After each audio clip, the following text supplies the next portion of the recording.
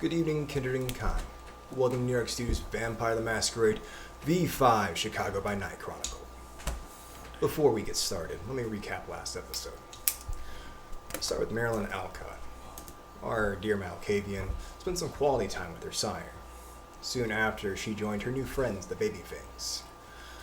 After discovering that, well, the Chicago Tremere have moved Chantry, they had an unexpected visit by a masked individual. Irwin, Beckett, and Alistair made their way towards Felix's study to research on Copula and, well, the rest of their demon problems.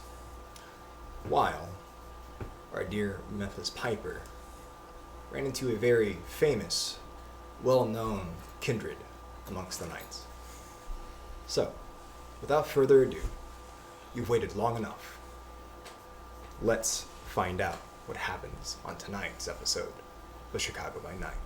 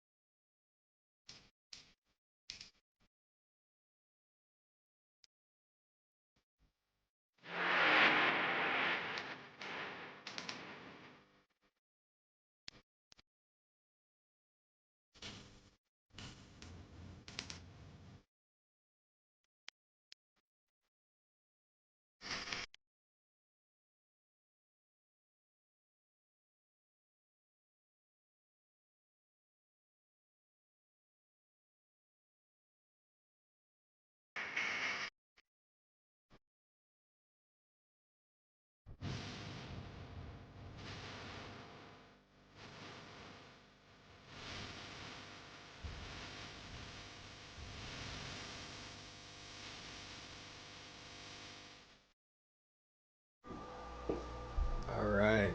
Well, before we get started, let's go around the table and introduce my kindred for tonight. I'm going to start on this side. Memphis Piper, Clan Torador. Alice Grayson, Clan Ventral. Marilyn Alcott, Clan Malkavian. Dr. Irwin Ruth, Clan Tremere. And my name is Elijah Israel, or by my Twitch handle, Panoy Boy. I'll be your storyteller this evening. So, the first scene that we'll start off with tonight, be right where we left off. The corporation that's owned by Vlad Tepish. And this dark office, these two kindred stare at each other and look to discuss business. Memphis, as you sit across from this rather tall individual, is going by the name of Vlad Tepish. Very alien to you. For some reason, his name brings a blank to your mind. Mr. Piper. So, I believe that we have a very similar acquaintance that we're familiar with. We have what now? We have a similarity in someone that we know. Oh, really? Yeah, I know a lot of people, so... Does the name Van Geyser ring any bells? Yes. Tell me, what do you know of this Ludwig? Well, we went in there and we had to cut his head off. Wait, no, we punched the head off. So he is dead. So, I am sorry. If it makes you feel better, he was making deals with Copula, who's a demon, and, yeah. They believe you are trying to say Kubala. Yeah. But we had Coppola locked down for a little bit in it's called the Fey Wild. But then he got out because the Autumn King died. Their beast still slumbers in my home country. He is not vanquished. This Von Kaiser, Yes. he came to my castle long ago. Himself, his broodmate, and his sire. Or at least the one that created him. Tell me, does Walter Magny or Augustus Wolf seem familiar to you too? No. No. I've never heard those names before in my life. So, his creator is not in here, in the city. I don't think so. The one that calls himself Walter Magny. Oh, by I know him. Rasputin.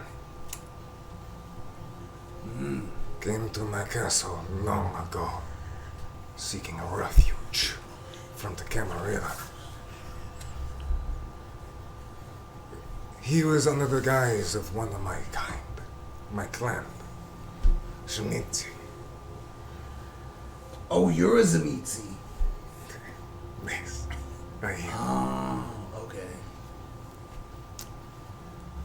You don't look. This doesn't. Most Zemitzis don't keep it as nice as you do. So, Wait. from the one that I know. In my younger years, you could say I had a taste for macabre.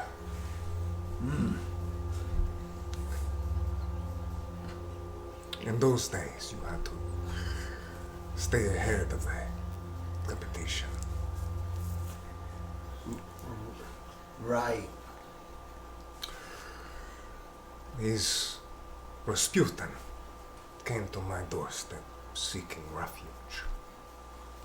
He became very interested in my fight against this demon. One night I followed him to the mountainside where the beast slept. He brought both his child there. I witnessed this Rasputin take the essence of this foul beast into his creations. And I decided to search his mind for the answers he would not give me. It appears that he lied to me. He is no kindred, but nothing but a creation of a foul witch. A witch. You seem young, so the name that I'm about to say probably means nothing to you. But in my country, Baba Yaga brings fear to young ones like you. Baba Yaga. This foul creation, Baba Yaga, was set free once her unruly demise. They fled my castle. I decided to track them down. And the breadcrumbs led me straight to your friend, Master Grayson. Who? Alistair Grayson. Oh. I hope that I have not lost you once again. No. The Russian accent is very thick, and it's...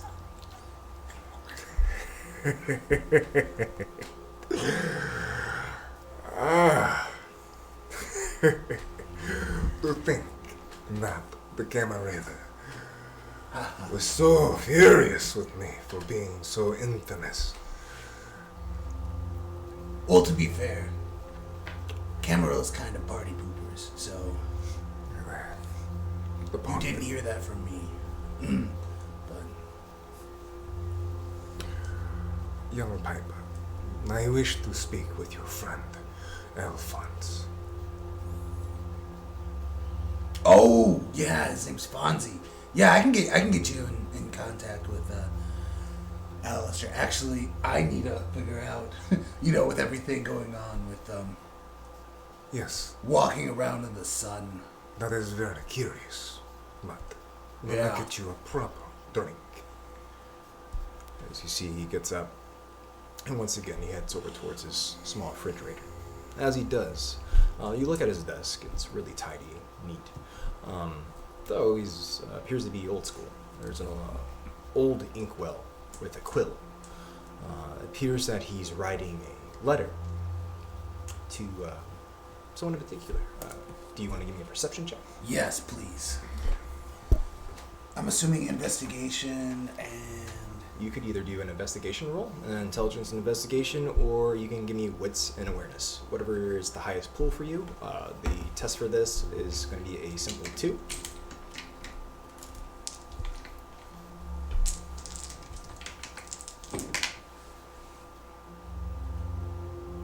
Five. 5. So you get a really good look. Though it's upside down from you, you were able to decipher it. It doesn't look finished. He has very elegant handwriting.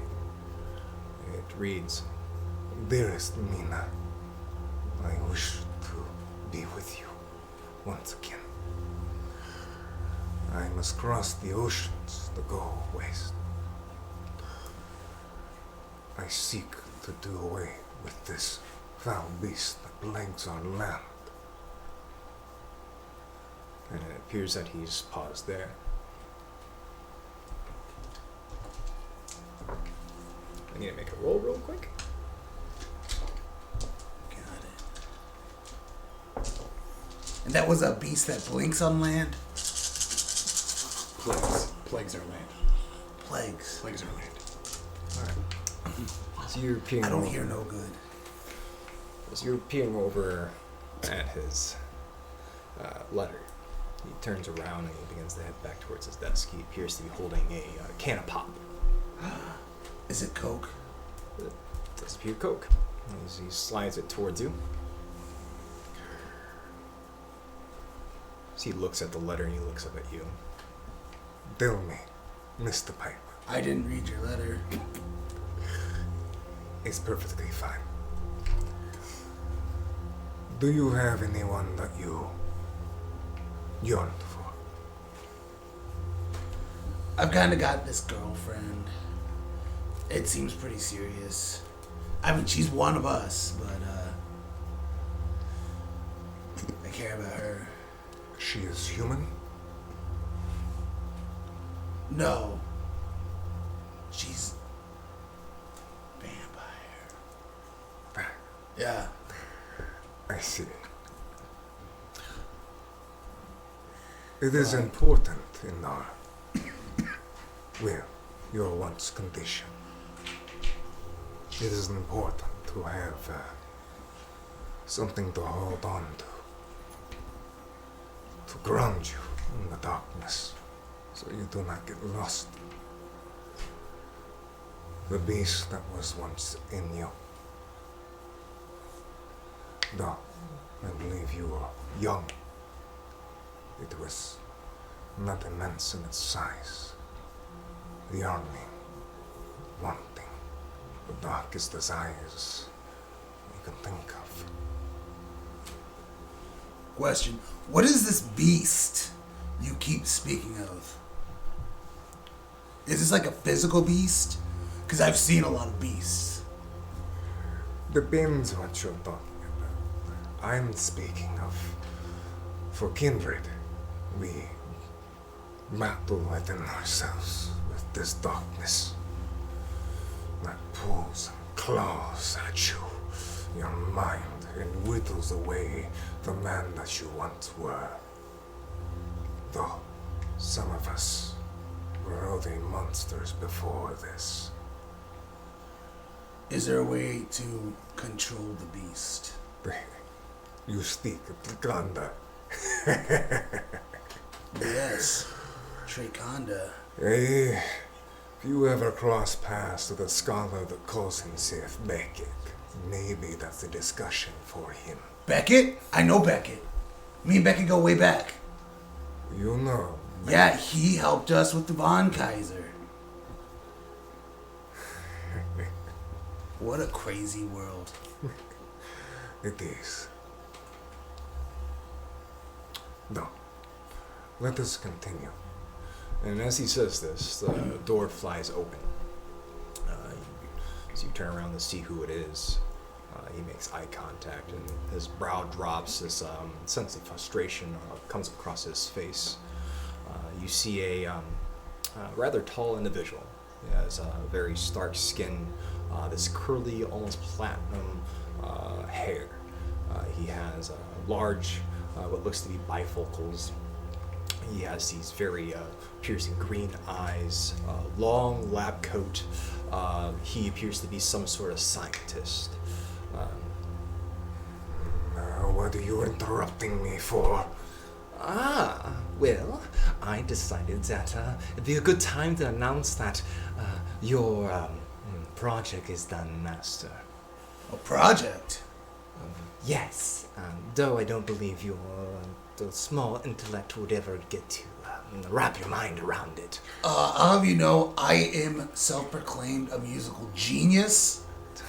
I'm sure that as you feel like you blinked and you see Vlad grabbing this individual by the throat and raising him off the ground. You do not dare be rude to my guest. It's okay. It's okay, Mr. Tepish. It's honestly no problem. As you look at him, you see that his face is more bestial, his brow protruding out. His face has this long, almost diamond shape to it, as you see several laps over his forehead. So Klingon. Almost, yes, Yeah. but way scarier. He has several bone spikes that come out from his chin, his fangs protruding, his eyes piercing red. His form almost looks like it's bathed in shadow. You are lucky, Dr. Frankenstein, that my guest is so kind. As you watch as he slinks down to his normal form, and he walks back towards his desk, setting this scientist down. I'm sorry, I didn't realize that this individual is so important to you, Master. But your armaments are done, if you would like to inspect them. It's about time. I was growing impatient with you. You have proven your use for one more night. Mr. Pipe, if you would so kindly join me down in the laboratory. Yeah, absolutely. You see as he begins to walk up towards the right of the wall behind his desk. For some reason you didn't notice it before, but there looks to be an elevator behind it. Ooh. So he calls it, and it slowly ascends up, and the doors open. Please, after you. Thank you. I'll go into the elevator. As you go into the elevator, you notice the scientist reluctantly, he almost kind of shrivels up as he passes by Vlad and goes into the elevator and stands next to you. Vlad eventually walks in. And the door closes and you ascend down. And it goes for some time. It just keeps going and going and going and going, and you feel like you've gone the full length of the building and then some. Eventually the doors stop and open and lead into this, it looks like some sort of quarantine room. See, as they both walk in and wait for you, and these glass sliding doors open up, and they wait. Do you follow? Yeah. Okay. As they and they close, this pressurized steam or some sort of disinfectant sprays into the room.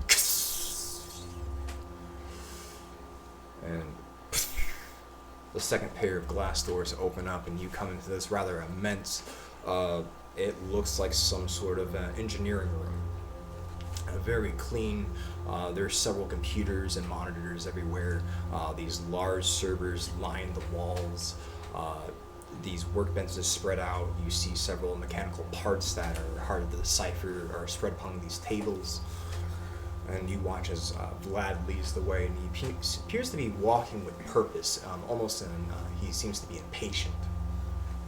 What about Mr. Frankenstein? Frankenstein is he's trying to keep up with his master as he's walking behind him. I'm gonna lean over to Mr. Frankenstein and be like, so, what's your guys' relationship? He keeps me alive and, well, beautiful. And I make things for him. Oh, okay. Yes. Just don't anger him. He's very, very quick to anger. Got you. I And can your name's- hear you back there, Tristan. Yes, I'm sorry. You just remind me a lot of me and my stepdad. Your relationship. Your stepdad. Yeah. I'm sorry. Aren't you, you appear to be breathing. Yeah. Either you're a very good actor or you are not a kindred. Oh, you know about Kendrick? Oh, no, it's my sire. You mean my stepsire? Man, he kinda. I get you. I know what you come from, man. Do you watch movies? Yeah. Did you go to high school? Did you graduate? Man, you're a riot. It appears that Vlad has gotten some distance from you. Okay, so you really don't know who he is, do you? No, but are you, like, related to the Frankenstein? Yes. I'm his ghoul. You're his ghoul? Yes, and so was my father and his father, and then so on and so on. Dr. Frankenstein was a kindred? And no, he did not make it that far. Are you a kindred? No. Oh. Huh. Do you know of the author, Bram Stoker? Have you ever read Dracula? Yeah, I read Dracula. That's Dracula. Which one? Wait, him? Like the Dracula? Yes. It's like a super famous vampire. Yes. Yeah. Do you now understand the presence that you are in right now? I'm gonna be completely honest with you, Mr. Frankenstein. I don't know that much about horror movies other than before I knew everything about vampires, that was a vampire I knew about. Right. Right. Him and the Count. Count, He lives on Sesame Street. please do not compare my master to a Muppet. No, I wouldn't dream of it. Okay. He looks really wicked strong, though. I am growing impatient, Frankenstein. Yeah, we better hurry. You watch as the doctor walks up behind Vlad. And it appears Vlad's standing in front of this rather immense suit of armor. It appears to be red in color, though it almost looks like Iron Man armor. It looks very high-tech, very state-of-the-art. Oh, is it done, Tristan? Yes, it is done. Though the work was rather disgusting, I won't lie. Why don't you give me, you can either give me an investigation roll, if you would like to give me a technology roll, you can. Or you can even just give me a straight wits and awareness. Where's the highest pool? I'll do investigation. There's no difficulty to this, just let me know how many successes you have. Wow. 6. 6. Okay. You get a really good look at this armor. At first, in appearance, it appears to be made out of metal. It has this glossy sheen to it. As you look closer, you can see that the paint is moving. It almost has this look of gasoline if it's on the ground, if it's standing still, that shine, that sheen to it. And you begin to look closer and you can see past it. It looks like flesh. It looks like skin. It has this red substance that runs on it like mercury. What's it feel like? Do you want to touch it? Yeah. Okay. You go to touch it, and it feels glossy, but it almost, like mercury, it feels wet but solid. And it doesn't come off. This, Mr. Piper, shall help me vanquish that beast Kupala. Oh, you're gonna kill Kapula. They've been trying for several years. I should help you. I'm glad that you're starting to put it together. Yeah. Because I have a lot of experience with Kapula. Sounds like you have a lot of experience. Both of us together. We should get together with my whole coterie. And there is more than just the Elsa Grayson. Who are your other coterie members? Oh, yeah. So there's this one girl, her name's Marilyn Alcott. She owns an oddity shop. I don't know what oddities are, but they sell them. And then there's this other guy. His name's Erwin. I call him the Doc. He can turn into a gargoyle. And yeah, that's about it. Oh, I'm sorry. Alistair has the opposite of a sire, also named Kaido. That's right, Kaido. Good old Kaido. So, and that's everybody. As this conversation is transpiring, you've noticed with your passive perception that Dr. Frankenstein has been kind of giving Vlad this like shifty look, looking at you, looking back at him, very like inquisitive and like squinting his eyes at you. It almost is like when you're talking and Kaido's watching you talk to Alistair. What clans do they hail from? So Doc is a Tremere, Marilyn is a Malkavian, and then you know Alistair and Ventruse, and so is Kaido. Yeah. And then I'm the Torador that just holds everyone together. Like the coterie leader. It makes more sense now why you were a kindred in the first place. The roses have a particular taste in childbirth. Yes. Though, I believe we are not alone. See, he brings up his claws, and you watch his black claws begin to extend from them. This will not hurt. Can you do me a Dex and Athletics if you want to dodge this? Oh, boy. You're not going to dodge this. No, I might be able to. You think? Yeah, maybe. Hold on.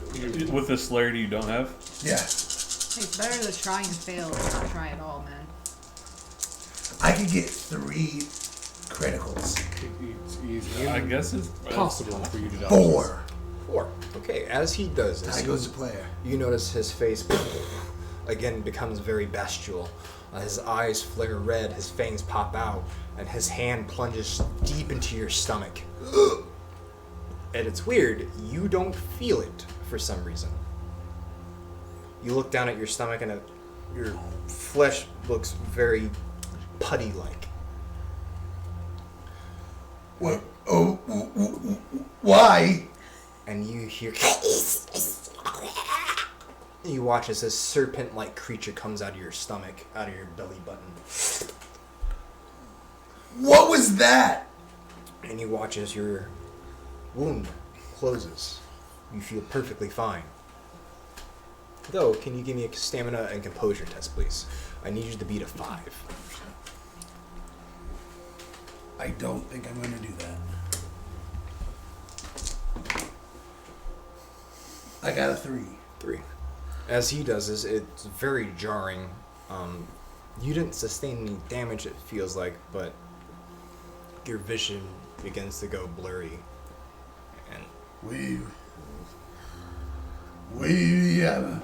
This foul creature was inside you, Mr. Piper. and you watch as it sets aflame.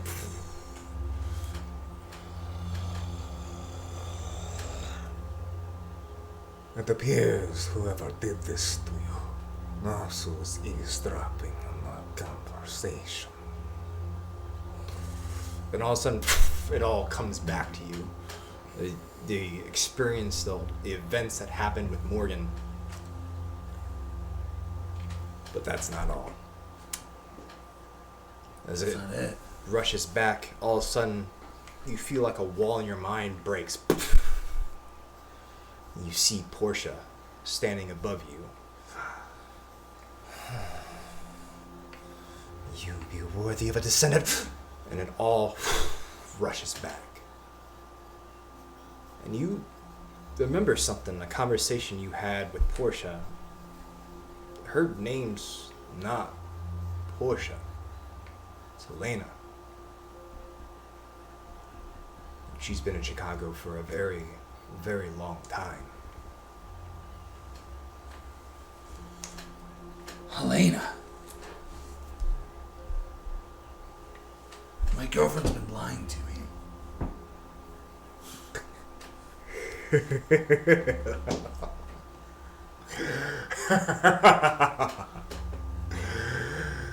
Ah, my dear boy, you are nothing but a pawn, it seems like.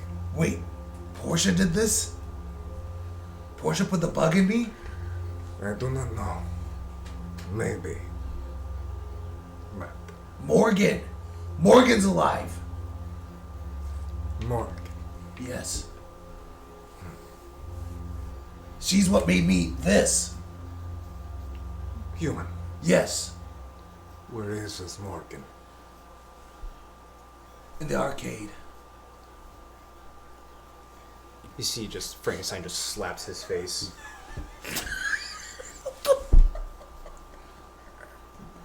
In the arcade, I do not understand this word.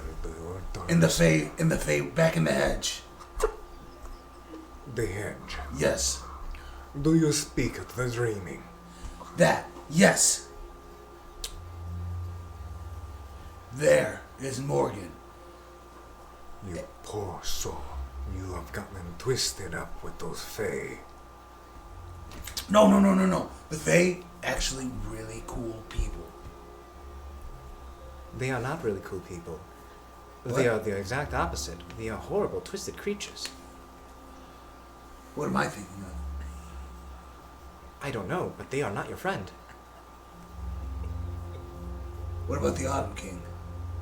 I have no idea who that is.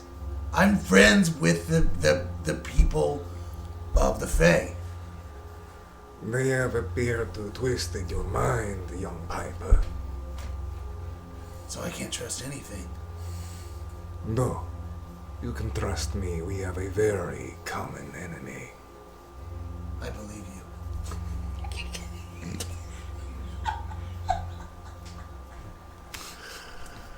Mr. Piper. Tonight, I wish to meet with your friends. Absolutely. I can make that happen. Fantastic. I just need to go. I just need to get back to Alistair's Haven. I Or see. get in contact with him. Ah, But we should probably wait till night. yes. You should get some rest. Sleep now. Alright.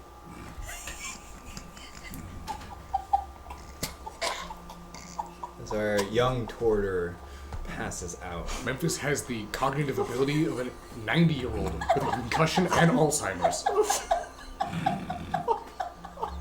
We once again rejoin Dr. Erwin Ruth, Of all the people to meet him first, it had to be Memphis. Beckett, and Alistair Grayson.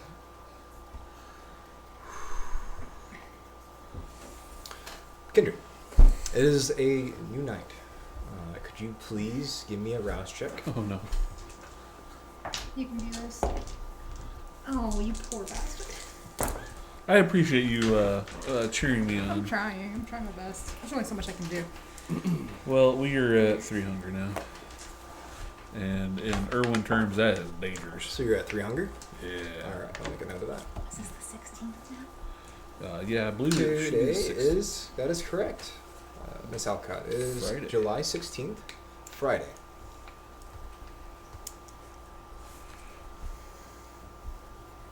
What's your hunger at, Alistair? It's at 2. 2. Fantastic. Very good. Very good. Al, 2. Erwin. Okay. Erwin, as you awake, you appear to awaken next to Beckett. Oh, well, that was a very, it was, well, that was just torpor. Did you all sleep well? I would go ahead and I would earth meld back out from the cave wall. Ah. I slept pretty well. Alistair slept like a rat. Excellent pun. Thank you. I did indeed sleep on a rock. So- The modern people always disavow puns. It's a shame. Wait. But we need to get back down to business. Did we compile anything that could be of use tonight when we head to the museum? Well, I do have more information than I did start with. I think, though, the solution would be just to steal it. I agree. We'll go ahead and we'll need to get the whole coterie.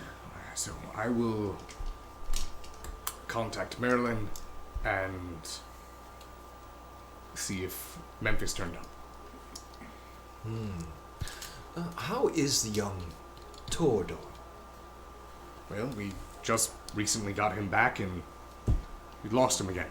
So hopefully he keeps his nose clean and his... who am I kidding? He's probably in deep shit right now. That, childers do that, from my understanding. I've never decided to take on the headache of embracing. Headache sounds right. Yeah. What about you, Dr. Ruth? Do you have any child? No, I don't. That's very good. I appreciate a good single man. Yeah. So, how would you like to go about this? Well,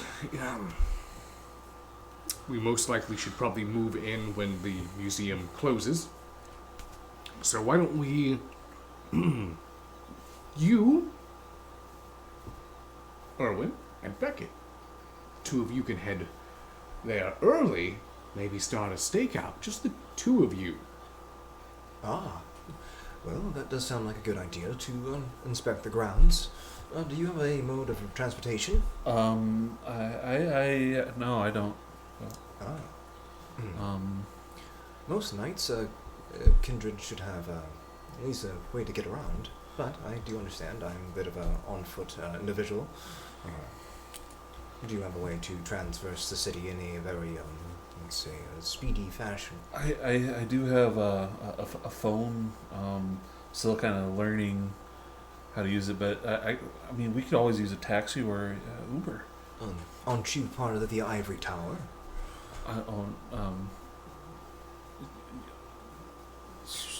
We have some very sophisticated pieces of equipment. And to be fair, I this is my first phone probably ever, and it's a bit overwhelming. Well, the Nosferatu believed that their ShrekNet was very sophisticated. We all saw how that I turned told out. those morons in the 80s that was a terrible idea. You have experience with the founding Nosferatu with the ShrekNet? Yes. The ShrekNet is how they sent fucking Captain Camarilla videos all over the place. Ah, that is where I know you from. Those are very good videos, Alistair. I will say that. Though the Elysium one appeared very messy. A lot of kindred died that night, including the sheriff. I don't know if vampires can overdose on cocaine. It's not a very good idea to digest cocaine. Kilos of it. Ah, You might as well just bet a mule. But getting off topic, you two of you head to the museum. Possibly do. If we're stealing something tonight, and is my current attire okay for that?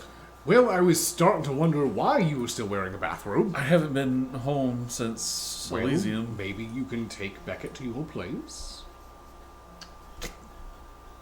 Yeah. Right? You're okay with that, aren't you?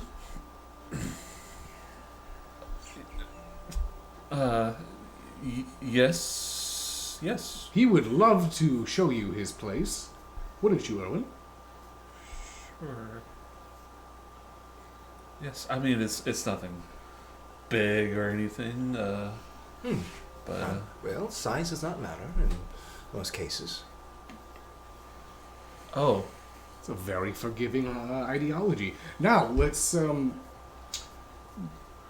ahead and be on our way. yeah. Erwin, you do have your phone with you, right? Yeah. Yes. I will contact you if I need to get a hold of you. And if you find out anything interesting, or if you need to move in before we arrive, let me know, and we'll try to make there with haste. Sounds good. Splendid. All right, gentlemen, till later. And I'm going to make my exit. All right, as you exit the room. Well, I believe we're heading to your haven. Yes. Let's go hail a taxi then. As you and Beckett make their way out of the sewers, Alistair, is there anywhere in particular that you would like to head towards first? I'm going to go ahead. First thing I'm going to do is I'm going to call Marilyn and see if she picks up. Okay. Or, actually, no, X that. I will message both Marilyn, Kaido, and Memphis, Okay. telling them that to rendezvous somewhere close to the museum, like Okay. a block away. I'll tell you what. Why don't you go ahead and give me wits and insight, and I'm going to make the difficulty just a straightforward 2. All right.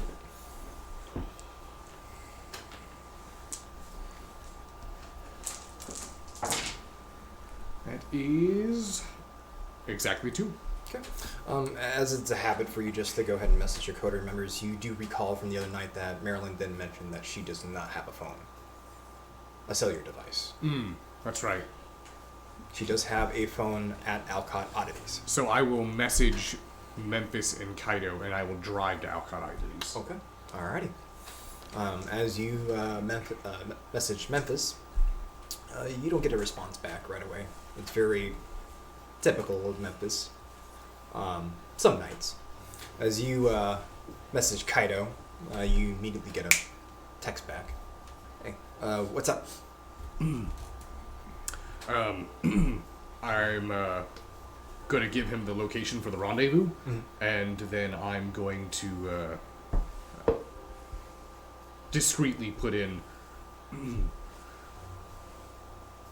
meeting with Beckett to go over how to deal with capital C. Okay. As you do that, you get a K, and that's it. All right. All right. as you begin to head towards Alcott Oddities. Erwin, you and Beckett. So, where do you live in the Windy City? It's in the Avalon Park area. Ah, well, very suburby, so. Yeah. I don't think it's too terribly far from here, actually. So you were just walking on foot the whole entire way, or? I mean, no, we should probably get there as soon as possible. Make sure we're ready. Uh-huh. I'm gonna also message Erwin, and it's just gonna be a text. Okay. As I'm on the way to Alcon Oddities. Good luck there, big guy. Smiley face, devil smiley face, eggplant, eggplant, eggplant. Send. Your phone chimes and vibrates. It illuminates. Appears you have the volume up rather loud. You have a text message from Alistair. Just a moment. Is everything alright? Yeah. Someone texts me. I text him back, and I send back. Thanks for offering me eggplant, but I can't eat any food anymore. Send. All right. Well, let's go. Huh.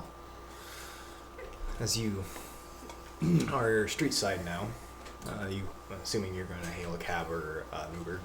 Yeah. They're heading towards your house. Yes. Okay. As you promptly arrive to your haven, you get there, and as you start approaching your door, you notice something hanging off doorknob.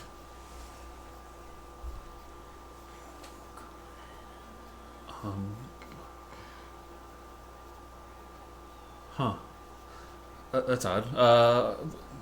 Let's go on in. As you get a closer look now, you see it's a very dirty, damp, gray sock. It either was there all night into the morning and then some, or it's just disgusting. So you enter into your haven? Yes. Okay. As you enter into your haven, why don't you give me a perception check, or wits and awareness, please.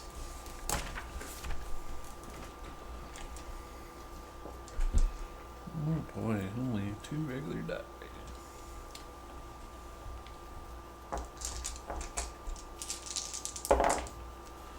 Oh, that's good. Yeah, that's good. 1. 1. Okay. As you're looking, you see, your ghoul there. He appears to have his shirt off. He's just in boxers. It appears that he was looking into the refrigerator. He looks up at you. He's drinking a huge thing of orange Gatorade. Sup? So, who's your weird cosplay friend? Shh.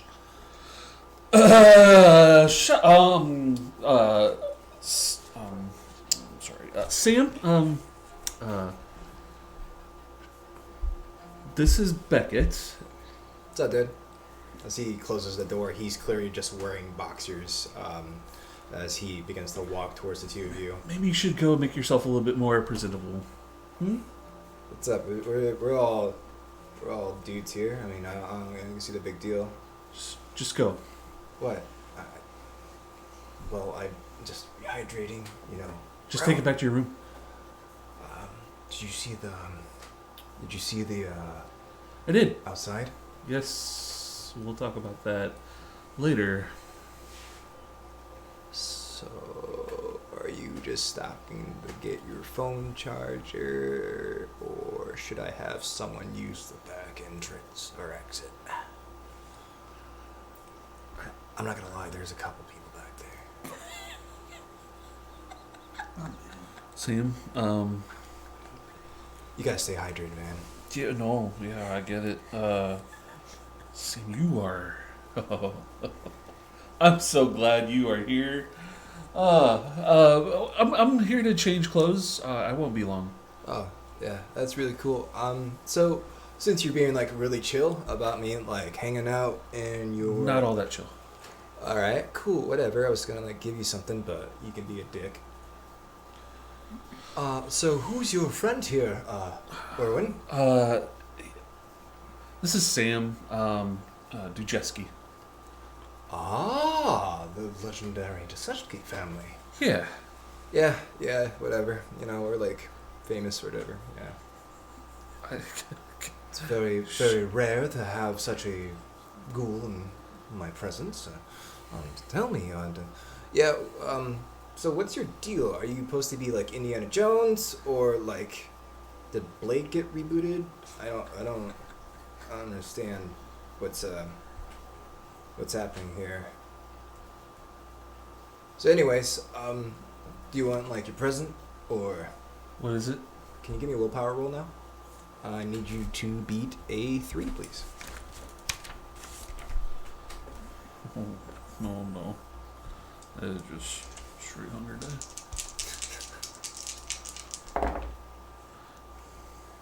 Ooh, 0. 0. You begin to lose your shit. You start to get very angry. Your fangs pop. You begin to look at the main artery in Sam's neck, and you're starting to get really thirsty. Even though you know that you have blood bags right behind you. Okay, fine. Jeez. All right. I'll be right back. Just fucking get it. See him walk off in a hurry. I'm so sorry. It's a complicated situation. I didn't even. He kind of just showed up, and we haven't really set boundaries yet. It's perfectly fine. I've seen and read about many things. I'm even familiar with Mithras. He had a very exquisite taste in activities. Oh, I mean, I would love to hear about him. Well, it appears that you have a situation happening right now. Oh, I see. The young man has Yeah, at least 3 women in that other room. you can tell that. Yes. Do you not have a? Okay, never mind. So you hear Sam coming back. All right. So just like, don't hurt yourself with it, and it goes on your finger. All right. He holds up a ring towards you. Okay. So you take it. It looks wooden in appearance. It has several sigils around it. And what's this? So, you might want to stand back here, Indy. All right. And he watches back, steps back. Yeah. So you can like read Latin or whatever, right? Right. Cool. Just read the words on that, and just like I said, don't point it towards yourself. Okay. All right. You read it? Yes. As you mutter the words out loud, a wooden stake pops out from it and into your hand. Oh, that's Yeah, I don't know, like give them like candy, whatever, you know. Wow, Sam, that's it's really impressive. Yeah. Huh? How did you do that? Well, you know, I'm like a genius, so. Oh, I owe you an apology. Oh, thanks. Yeah, I made one for myself, but a steak doesn't come out of it, so. What comes out of yours? Don't worry about that. Okay.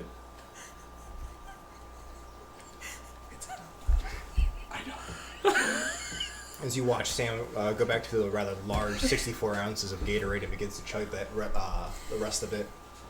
Okay. All right. So, how long are you going to be in here? Not for? long. Actually, it doesn't really matter. This is my place anyway, but it's just gonna get a little loud here in a second. Whatever. I'm here to change. Sam, you are quite the individual. I'm gonna grab a couple blood bags out of my fridge, and I'm gonna Beckett, if you wanna. I mean, you can sit here if you want. I'm sorry, that was a bit forward of me. You can come upstairs if you want, but it's up to you. Oh, well, I don't mind. It's wherever you'd like me. I can wait down here. I can follow you if you wish for me to be in the room with you. Why don't you come up? Okay. Beckett begins to follow you upstairs. And as that happens, we will change scenes. Oh, boy, look at you. Alright.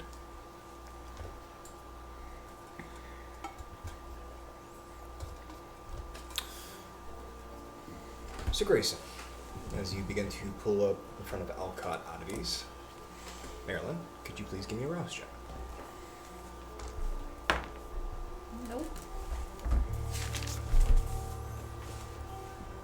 Alright, I go with the hunger. Okay, what is your hunger at? 2. 2? Okay.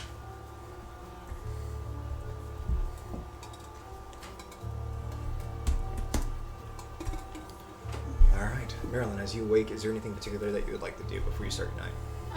No, I've had a pretty rough couple days, so I'm just gonna lay in bed all night, I think. I'm just gonna reach out under my bed. I'm gonna pull out my box of Harlequin novels, and I'm gonna pick one out. I'm just gonna read it. Okay.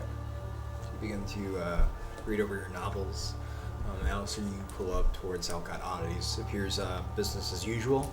You see Amelia inside. She's working the register. You see Frederick. He's sweeping the floor. Lights are on. The open sign's turned over.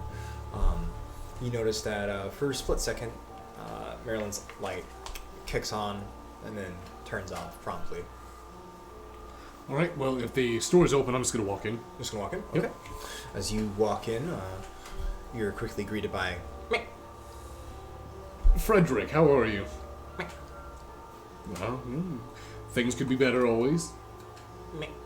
Amelia, how are you? I'm very good. And you hear... What is that? You hear like small footsteps come down the stairs. You see Frederick begin to panic. Frederick, what's wrong? You see him run towards the closet and closes the door. And you see this small corgi come out.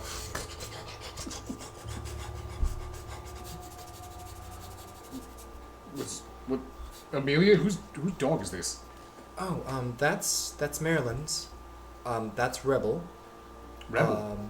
Yes, that's Rebel, and it appears he's hunting Frederick again. Hunting Frederick. Rebel. Well, we'll go ahead and squat down. Rebel.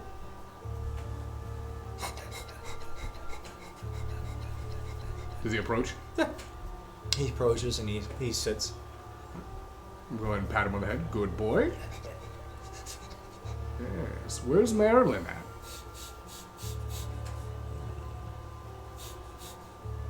He begins to tug on your glove. No, bad. Do not bite people's hands. Amelia, where is Marilyn? I believe she's up in her room. All right. You be a good boy, Rebel. I wouldn't want to see you attacking Frederick. Or I might come back for you. I go ahead, just 2 fingers and tap him on the top of the head. You can't do that. As you begin walking up the stairs, you begin to hear those small feet kick up and begin to run around the shop. As I get to the top of the stairs, Marilyn? Marilyn, you up here? You hear Alistair's voice boom throughout the hallway. Shove everything back under my bed, and I'm just like, yeah? I knock on the door. You all right in there? Yeah, I just woke up. Why? What's going on? Come in? All right. Wait, don't come in. Stay there. Okay. Are you not decent? No. I'm Right. gonna get up.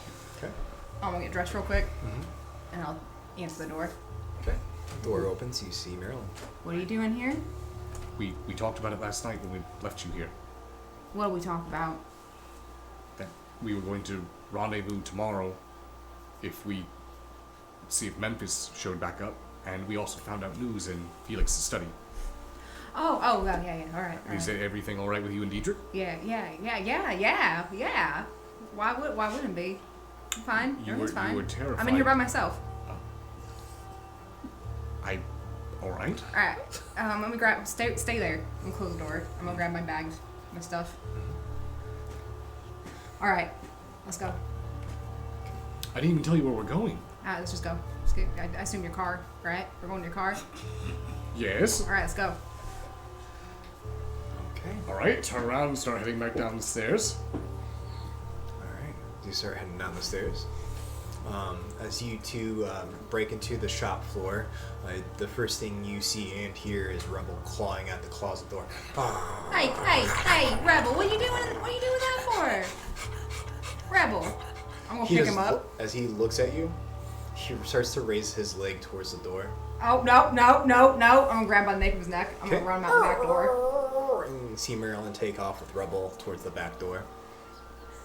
And he begins to just start peeing into the hallway. I'm gonna go ahead to the back door. I'm not gonna follow. I'm just gonna stand in the shop, and then I'm just gonna look towards Amelia. Have they been training that dog, or is this just? Oh no. I think she gave him drugs the other night. She put him in the closet, and then all of a sudden he started meowing. Like a cat? Yeah, it was kind of weird. I've never seen a dog do that before. All right. Well, how have you been? Fine. While this is going on, I'm gonna like clean up real quick, like a real bad job. Okay. You can start cleaning up the floors and Barely. everything. Okay. Yeah, everything's been fine. Just you see that she has this. As you say that, she almost has this concerning look upon her. I'm fine. Why the little face? I'm just going through things. It's just changes in life. I'll come back in holding Rebel. You come into that conversation. All right. Well, he did what he needed to do. I guess he's fine now. Yeah. Is Francis in the closet? Yes, he's hiding from Rebel. I'm gonna go open the door. Francis, it's okay. It's all right. He's got the broom in front of him. It's all right, Francis. He just need to go outside. He's fine now. Everything's fine. I'm gonna smack him on the nose. Bad. No chicken nuggets for you tonight. Have you been feeding your dog chicken nuggets? Sorry, not chicken nuggets. No McNuggets for you tonight. I'm gonna go take him and put him in his crate in the kitchen. Okay. So you come in his crate. Kind of sits down and begins to pout. And I'm gonna give him his scoops of food and his water. Make sure he's all good. All right. All right, you're in timeout all night. You bad boy. I'm gonna throw a blanket over it. I'm gonna leave. You see the blanket begin to I through don't the even kennel fucking care cage. anymore. I just want to go. This is the nightmare present. It's a nightmare. All right. I'm also gonna grab a bag of my blood out of the fridge, Okay. and I'm gonna sneak it over to Francis. Okay. All right. As you hand it to Francis, and he begins to drink from it, almost like a Capri Sun. All right, you stay in there and drink that. You come out when you're done. I'm close the door. As you close the door, Amelia kind of gives you this confused look. Why? That's just where he goes to calm down. He's all riled up. It's a safe space. Okay. Just let him in there. Just make sure he doesn't forget to come out. All right, because that might happen. Okay. Hey, what's wrong? Nothing. I'm utterly shocked that they keep blood bags in the fridge with Amelia. Don't say it out loud I'm that. not. This is inside my head. Oh. I'm just shocked at the situation of how they operate within here. All right, well, we're all ready to go. Amelia, you have a great night. I hope all the life changes start working out for you. Life changes? Yeah. It's maybe we can get a drink sometime and talk about it. Are you moving? No. Are you quitting? No. I don't blame you. It's just I haven't had a chance to really talk to anybody. Audrey's been missing for a couple weeks now, so. All right, yeah. We'll get a drink, okay? Okay. Well, you two go have fun, and yeah, I'll watch the show. All right, we'll see you later. as we get out, I want to go ahead and make my way to the driver's side, get into the car, and as soon as Marilyn gets in the car as well. Does Amelia bring a lunch? It's just another Friday night. What? Does Amelia ever bring a lunch to work? I don't know. I don't pay attention to what she eats. Does she know there's blood bags in your fridge? That is not an employee fridge. It is for residents only, alright? Okay, well that's at least... Besides, I keep them in a Capri Sun box. What if she wants a Capri Sun? She's not allowed to have a Capri Sun. She's not allowed. Well, Mine. most employees aren't allowed to steal from their employer, but about 75% of most theft is internal. I will say, if she would have figured out by now, she would have done something, started acting weird. She was acting weird right now. No, that's just normal. Everything that happened tonight's normal. We'll start the car up. Besides, I can always tell her that I bleed easy. What's that called? Hemophiliac? Anemic? No. Like, I get a paper cut and there's blood everywhere. I'm gonna tell her that. Drinking blood doesn't solve No, that. I'm gonna tell her like I just shove it in my... That's how it works, right? You just take the little nozzle and you shove it in there. No. It's a flawless plan. Why you gotta judge me? You walk in, you ruin... I'm in the middle of my reading. You stop everything. I have to leave. What are we doing? Why am I here? What were you reading? A book. Right? Math. Book. You're reading a math book naked? I wasn't naked. I just wasn't decent, alright? Doesn't mean naked. Alright. Can I get a military and subterfuge from Maryland, please? Fair enough. Assuming insight. Yeah, what's an insight? Good luck. It's really hard to lie to him. Unless you're really good at lying. That's a 2. 2. That is a 3 for me. Okay. Maryland's acting very jumpy. Especially, it's almost like someone who's trying to either hide something or dodge the question. Well, your odd behavior is actually something going to be a topic I was going to bring up. Not specifically you. No, Erwin. So last night, we were doing some research and he started acting quite strange. And also when we left Mr. Roth's office, I asked Erwin about what he meant by deals, and he was clearly lying to me. Yeah. And I think Roth knows something about it. So, once we get this urn, I plan on meeting with Roth, finding out what he knows about Erwin. Do you think that's a good idea? Be talking to him? Like, what if he tries to, like, suck you into some sort of deal to get information on Erwin? You clearly can't trust him. No, obviously not. You can't trust the words that come out of his mouth. But what I do trust is when someone knows you have something they want, they are much more likely. Oh, I see. So we show up with the urn. Right. We hold it over the balcony. Now, And we threaten to drop it if he doesn't tell us what we need to know. Okay, you're immediately going to just deadly blackmail. We don't want that base to break, remember? That's when, if that happens, the demons get out. Well, they just like evaporate or something, right? No, I don't believe demons evaporate. They don't sound like rainwater. Alright, then what's your idea? We take the vase, we keep it secure with us, we go to the meeting without the vase, tell them that it has been acquired and secured. Was it a vase or a vase? Or an urn, sorry. Urn. We go there, tell them that we have the urn, we have it safe, secure, and then we try to get information out of him. How we know it's accurate information, though, that's the problem. Well, questions that we are going to want are going to be things that we can probably easily validate. For example, if I ask him about Erwin and he gives us some bullshit story, and then we bring it up to Erwin and there's no way of proving or disproving it, then the information essentially is useless to us. We need to ask questions of things that we can verify. That's the only way we'll know if he's telling the truth.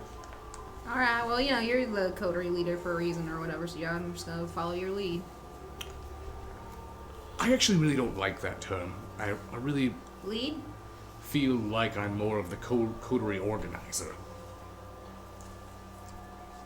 We can call you the coterie grandpa?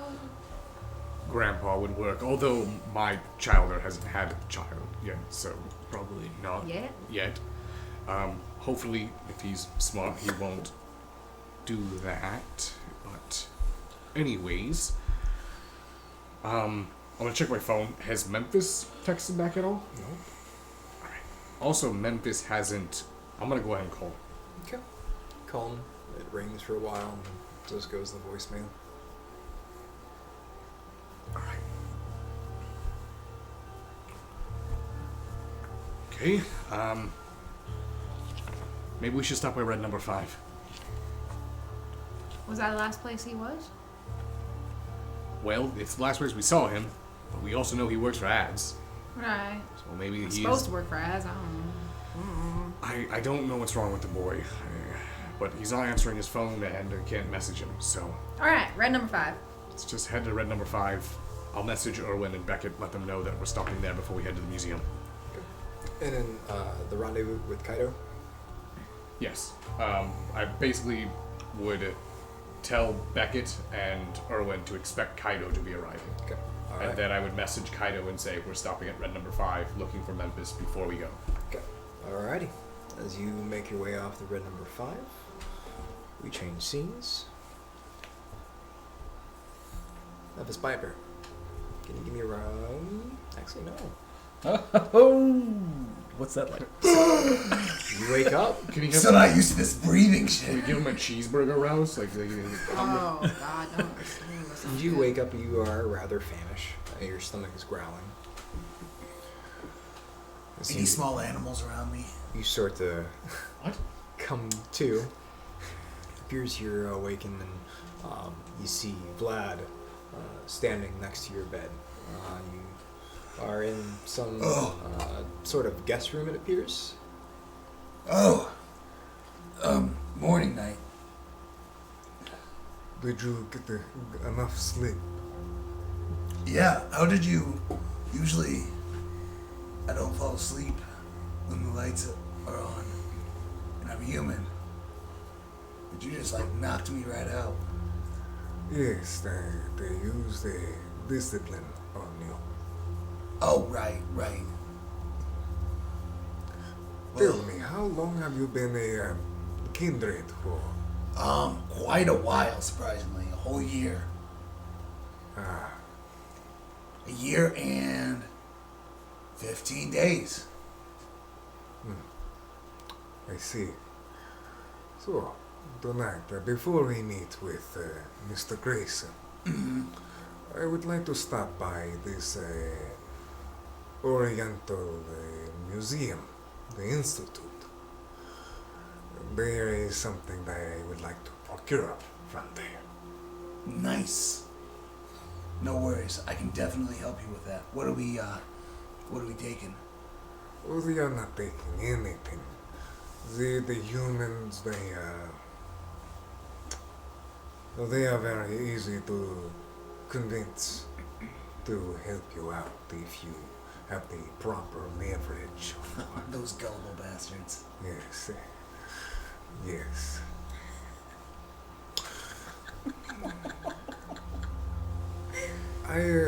Would you like to come with? Absolutely, but this might be a strange request. But do you have food? Yes, I do have food. Oh my god, thank you. I'm starving. What would you like?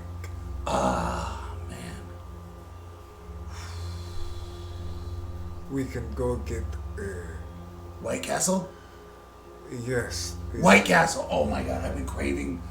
I can't eat anymore, but when I could. Is this like a very expensive restaurant? It Or is of the highest cuisine of restaurants. Will it take very long to get there? No, surprisingly, no. And it takes even lesser time for them to make them. It sounds like a very exquisite place to go. Yes. If you ever have a chance to eat again, highly recommend it. So we go to this White Castle. We go to the White Castle, and then we go to the... What was it? The Oriental Institute. The Oriental Institute. And we get some gullible humans. I have already paid the humans. Right.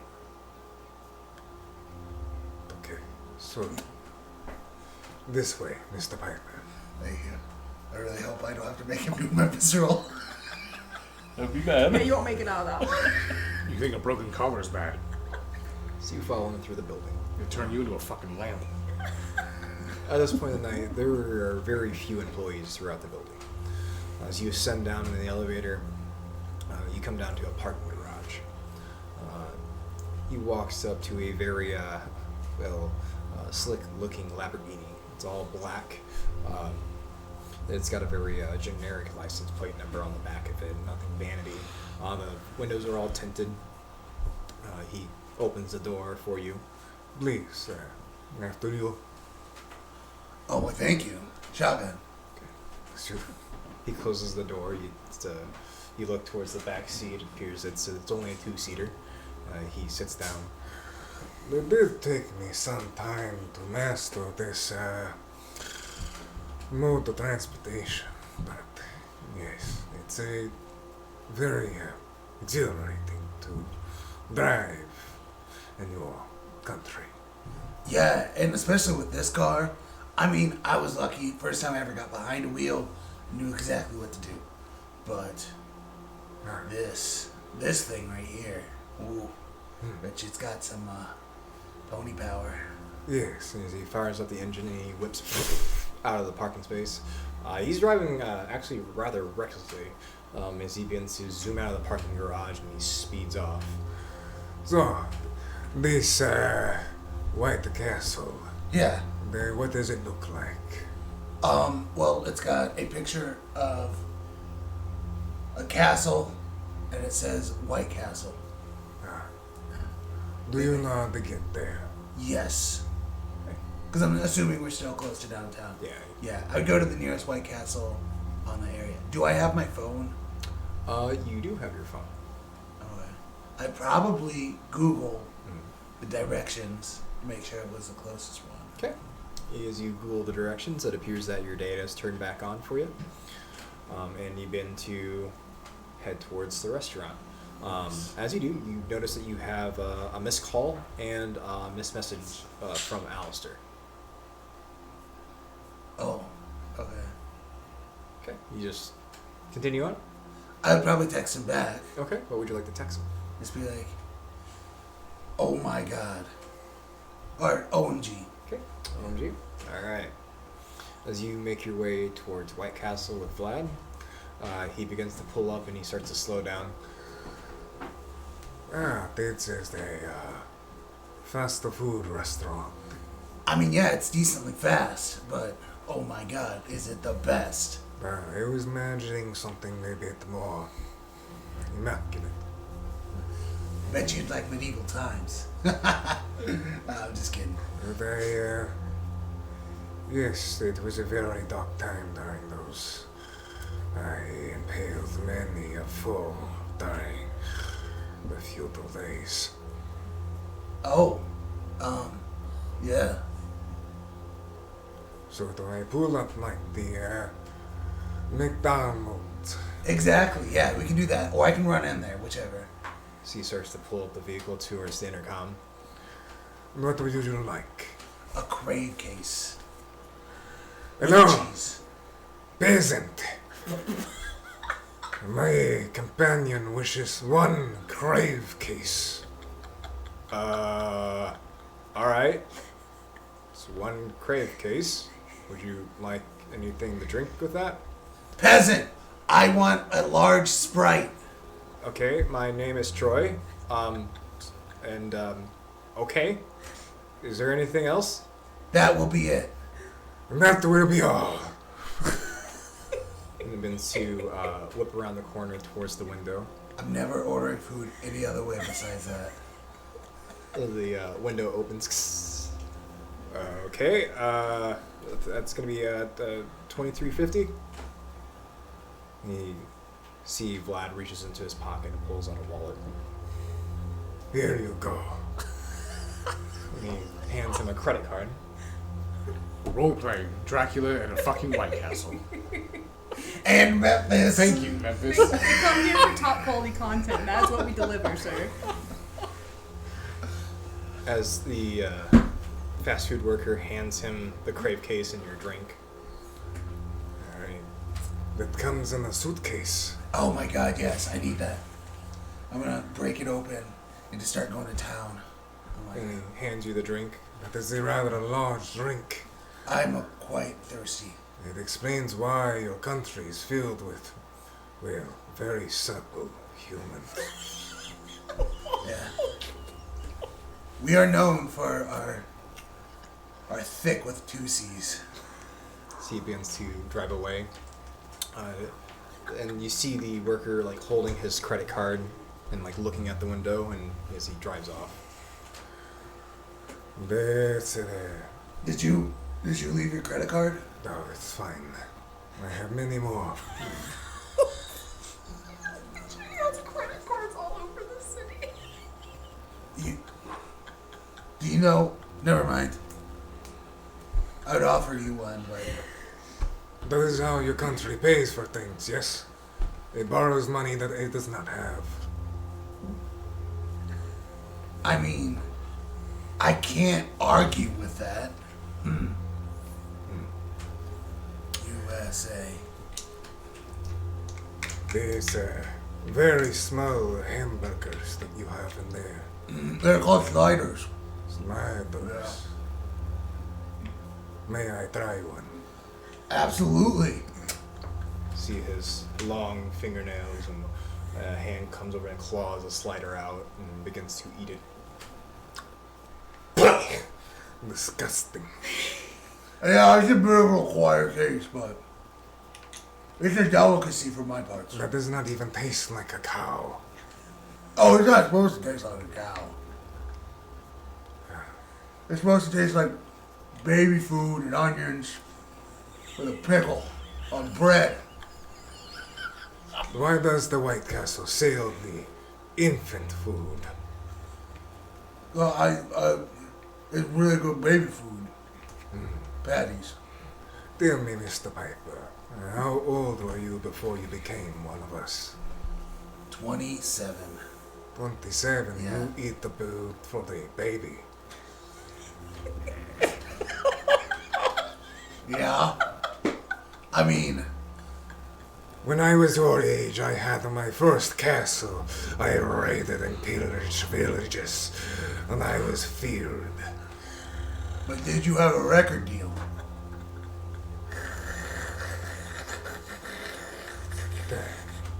You see, these times are different. I see that now. So tell me about your favorite castle. My favorite castle. Yeah. My favorite castle is the one I reside in. I took it from the one that that turned me. Oh. Wait, who turned you? You have a sire? Who's your sire? I wouldn't call him my sire, Oh. though it was a very mutual exchange of services. You drink him? Not all at once. Wait, what? So we go to this Oriental Institute. Yes. As you take off towards the Oriental Institute with Vlad, that is where we go to break. Oh my god, what is this game tonight? What is You know when I woke happening? up So today? if you want a sponsorship, White Castle, White as we Castle. promote your baby food with onion and pickle flavor on bread. Am I wrong? No, you're not wrong. Are you gonna Which- look me in the eyes and tell me here's I'm the lying? sad here's the sad thing is you actually really enjoy I do. I White love White Castle, Castle. and I think it's the most repulsive shit on the planet. So you go to Chicago Yeah. and you get to pick one thing to eat. You're Yeah. gonna pick White Castle. It matters what time it is. Is anything open? How If drunk are it's you? 11 o'clock, if it's past 11, Dude, I mean Subway's White even Castle. open 24/7. Yeah, but I'd much rather eat freaking White Castle over Subway. But yeah, anyway, break. So, Alright. so about that sponsorship. All right, we're gonna go to take a quick break. I'll be right back. So button. Button. But Is it over? Button. he said he was going to be here. I don't know where he's at. Alistair! Hey, Alistair! God, where did he go? Who are Holy shit! Alistair, it's me. It's from Captain Camarilla. Captain? Wait, that was years ago. What do you? Yeah, the prince wanted a second one. So he sent me here. He said you'd be here, and we just filmed. A second one about what? About whatever's going on here. Elysium? Yeah. All right. Welcome, kindred. Tonight we're going to be going over court. Welcome to Elysium.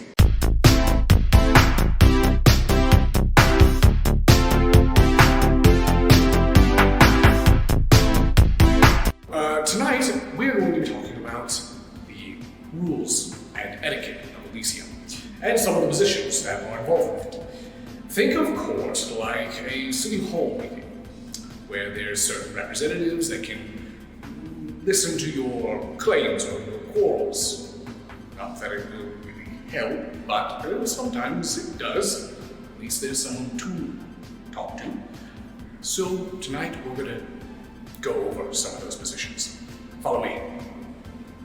After you.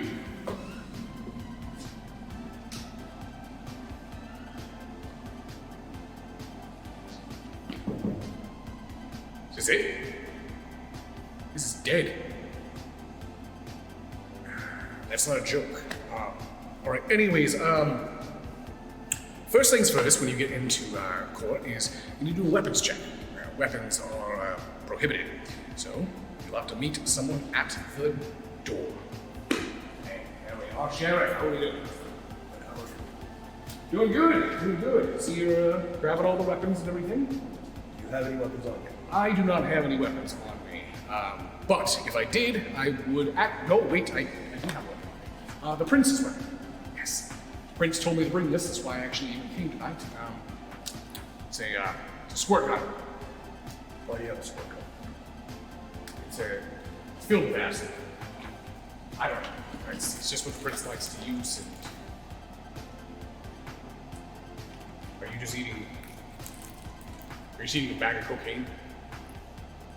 We are in Miami. There's a reason why the Camarilla are not in control of Miami. All right, well, let's move on. So, once you get done with the weapons check, one of the next things you want to do is start mingling and socialize. You never know who's going to show up to these things, so let's go ahead and get a feel of the room. Looks like the sheriff is still eating cocaine, so that's good. Looks like the Seneschal's going over her notes, probably wondering what the hell the prince is. And we have an Anarch here, the one with the really colorful shirt. Let's watch this. This could be interesting. So, you got two. Repeat after me. Two of you! Two! Two of you!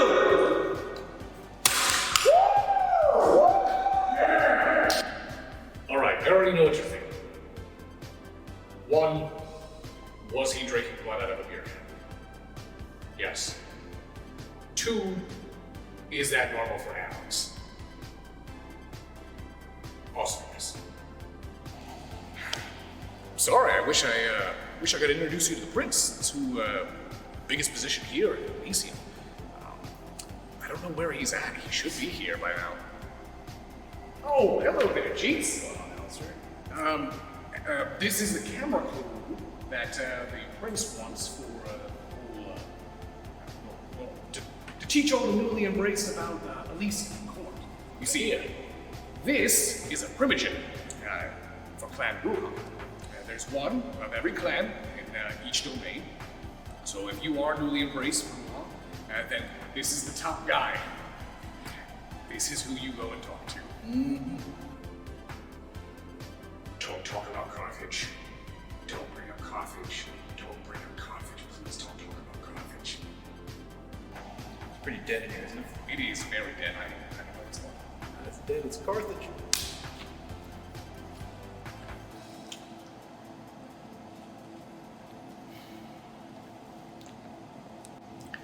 So, some of the other positions that are typically here are things like the Hound and the Scourge.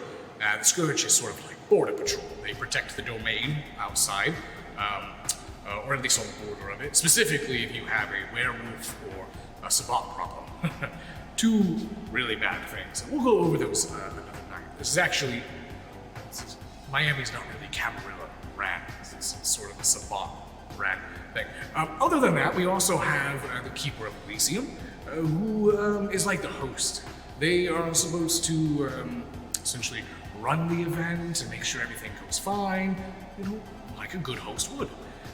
It's very strange and unusual that this is this small here. Normally it's a lot bigger, a lot more kindred. Oh! Good evening, Adelaide. How are you? I'm great. How about yourself? I'm doing splendid. Oh, that's nice. This is Adelaide. This is the Harpy. She is responsible for keeping track of all the boons and favors that all kindred have in the city. So, which you do such a splendid job at. You do a great job yourself. Oh, yes, that's, she's so good. I really don't like him. Well, I hope you have a great night. Oh, you as well. Oh, yes, always lovely. Lovely, lovely, lovely. She is insufferable. I despise her. But the Harpy is one of the only other positions, besides the Prince, that can honestly fuck your life up. Be respectful and nice to the Harpy, or your major boon may get turned into a minor boon, or it might just magically disappear.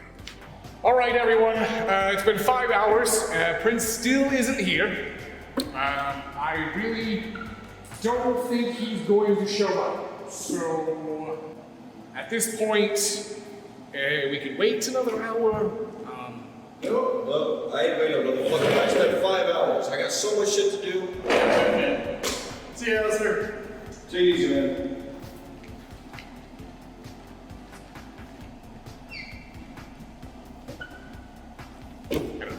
I don't know what to do here.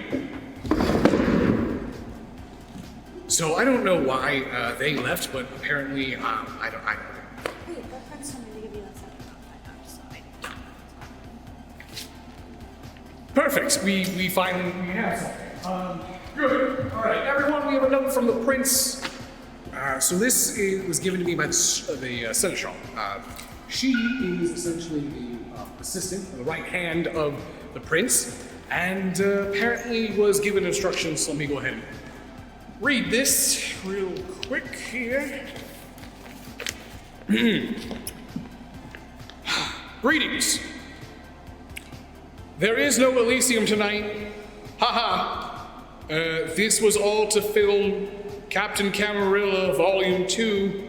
Man, I really love that stuff. P.S. I'm down at the Puppin' Taco. This is a pretty cool place. You guys should come. P.S.S. The Sabbat are on the way. Sabbat are on. Wait. Oh, wait a minute.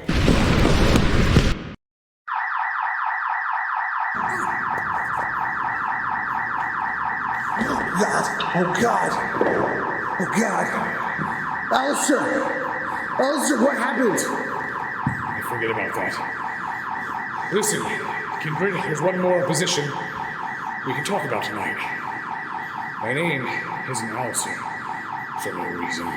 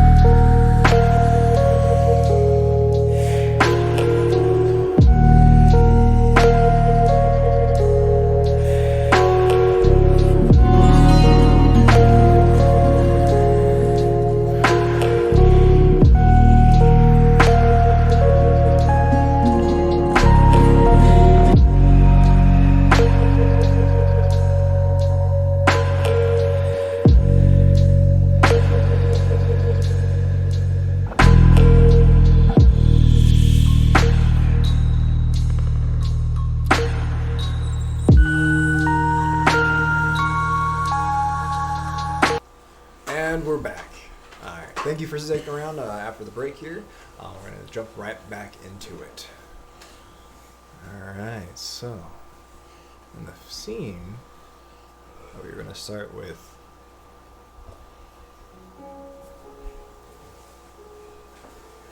Dr. Erwin Ruth. Erwin, as you lead Beckett upstairs to your room, and you open the door into your room, of course you keep it very clean and tidy and organized, like always. He follows in after you. Alright, so hurry up, we don't have all night. That's right. I go ahead and start changing. So you've dealt with demons before? Well, I've never really dealt with demons directly, you could say. Though I've dabbled here in the Infernal.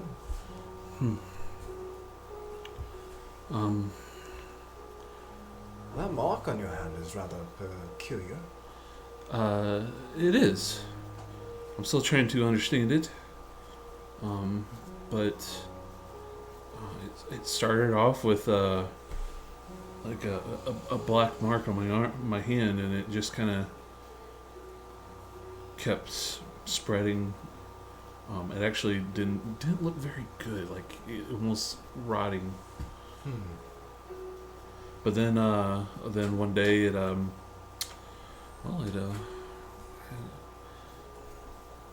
kind of, well, it's all kind of blurry, really. Have you ever kind of felt like you only had maybe one hand on the steering wheel and someone else is driving?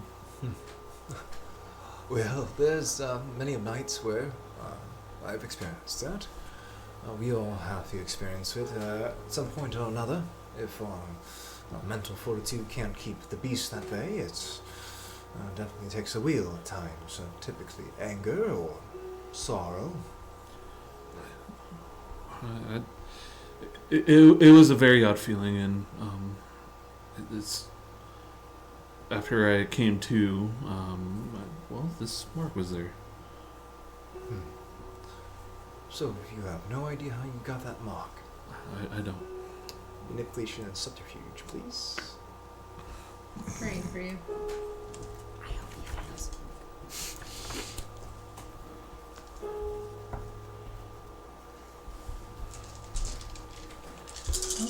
Okay. That's a pretty good roll, right? Mm-hmm. What could go wrong?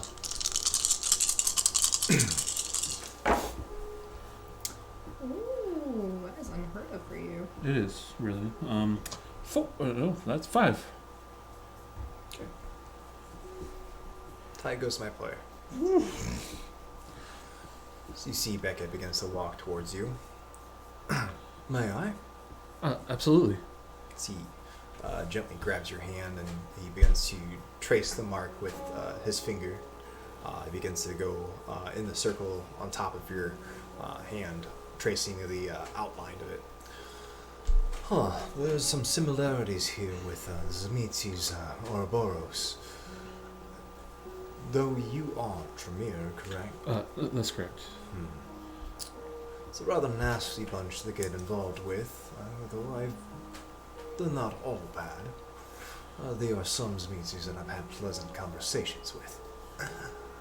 Well, I don't know too many Zamitsi that would be,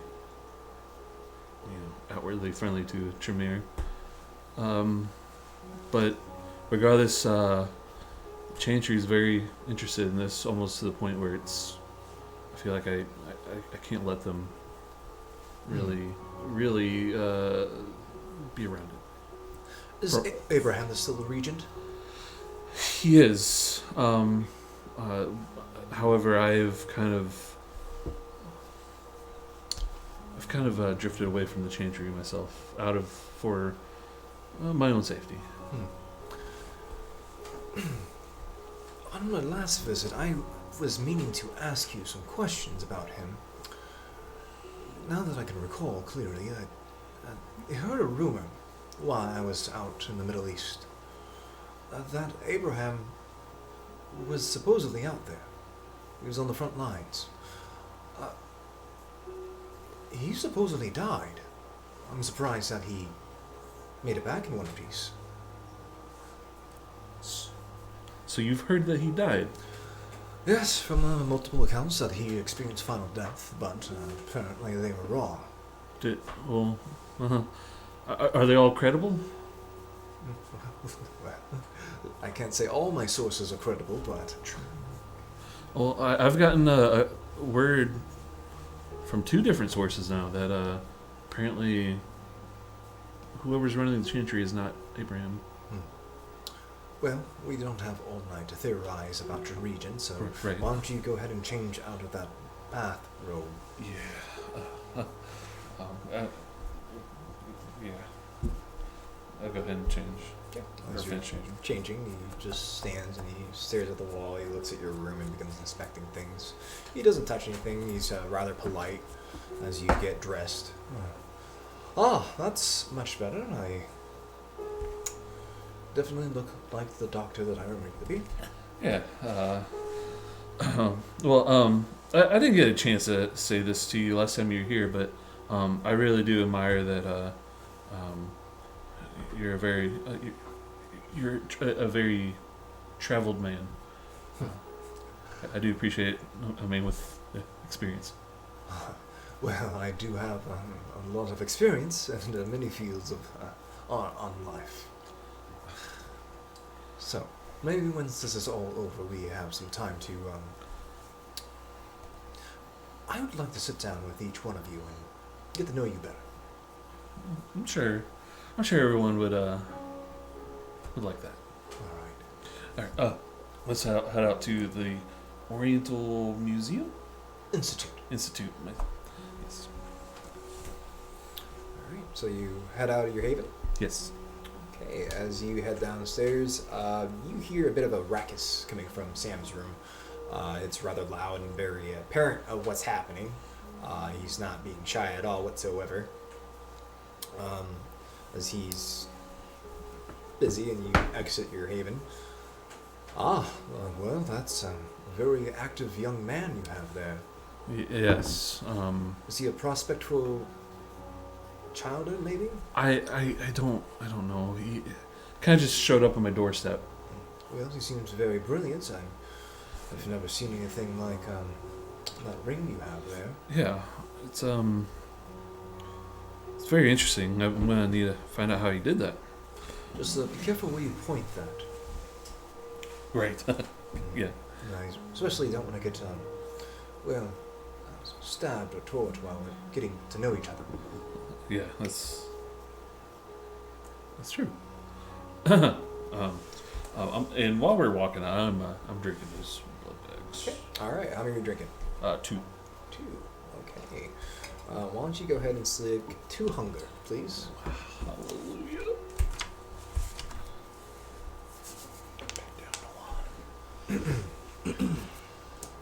So are we taking the Uber or calling a taxi?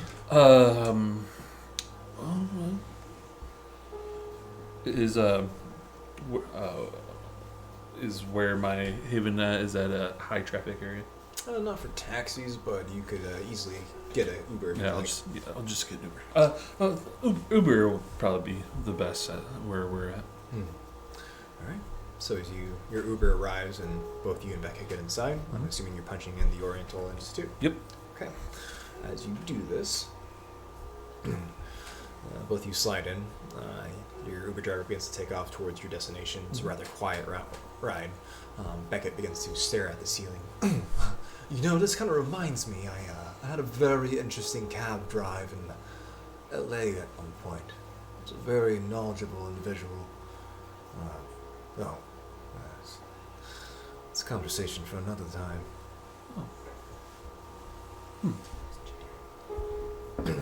As you promptly arrive to your destination, why don't you go and give me wits and awareness? I do need you to beat a test of 2. Shouldn't be a problem. Just 100. What? No question. Did you just mumble rap? Yeah. What is happening tonight? 3. 3. Okay. As you see Kaido's bike, actually not parked too far from the Institute. As you pull up, it's a very old building. It looks very Germanic in architecture. It has large stone columns that line the building. You see large wooden doors and a set of stone steps that leads up to it. It looks very old and rustic. Maybe they just restored it to keep the look. Alright. Well, here we are. So you see Beckett steps onto the sidewalk. So should we, we're supposed to stake it out. Should we just kind of keep a perimeter, maybe? Let's see here. Maybe I can get some help here.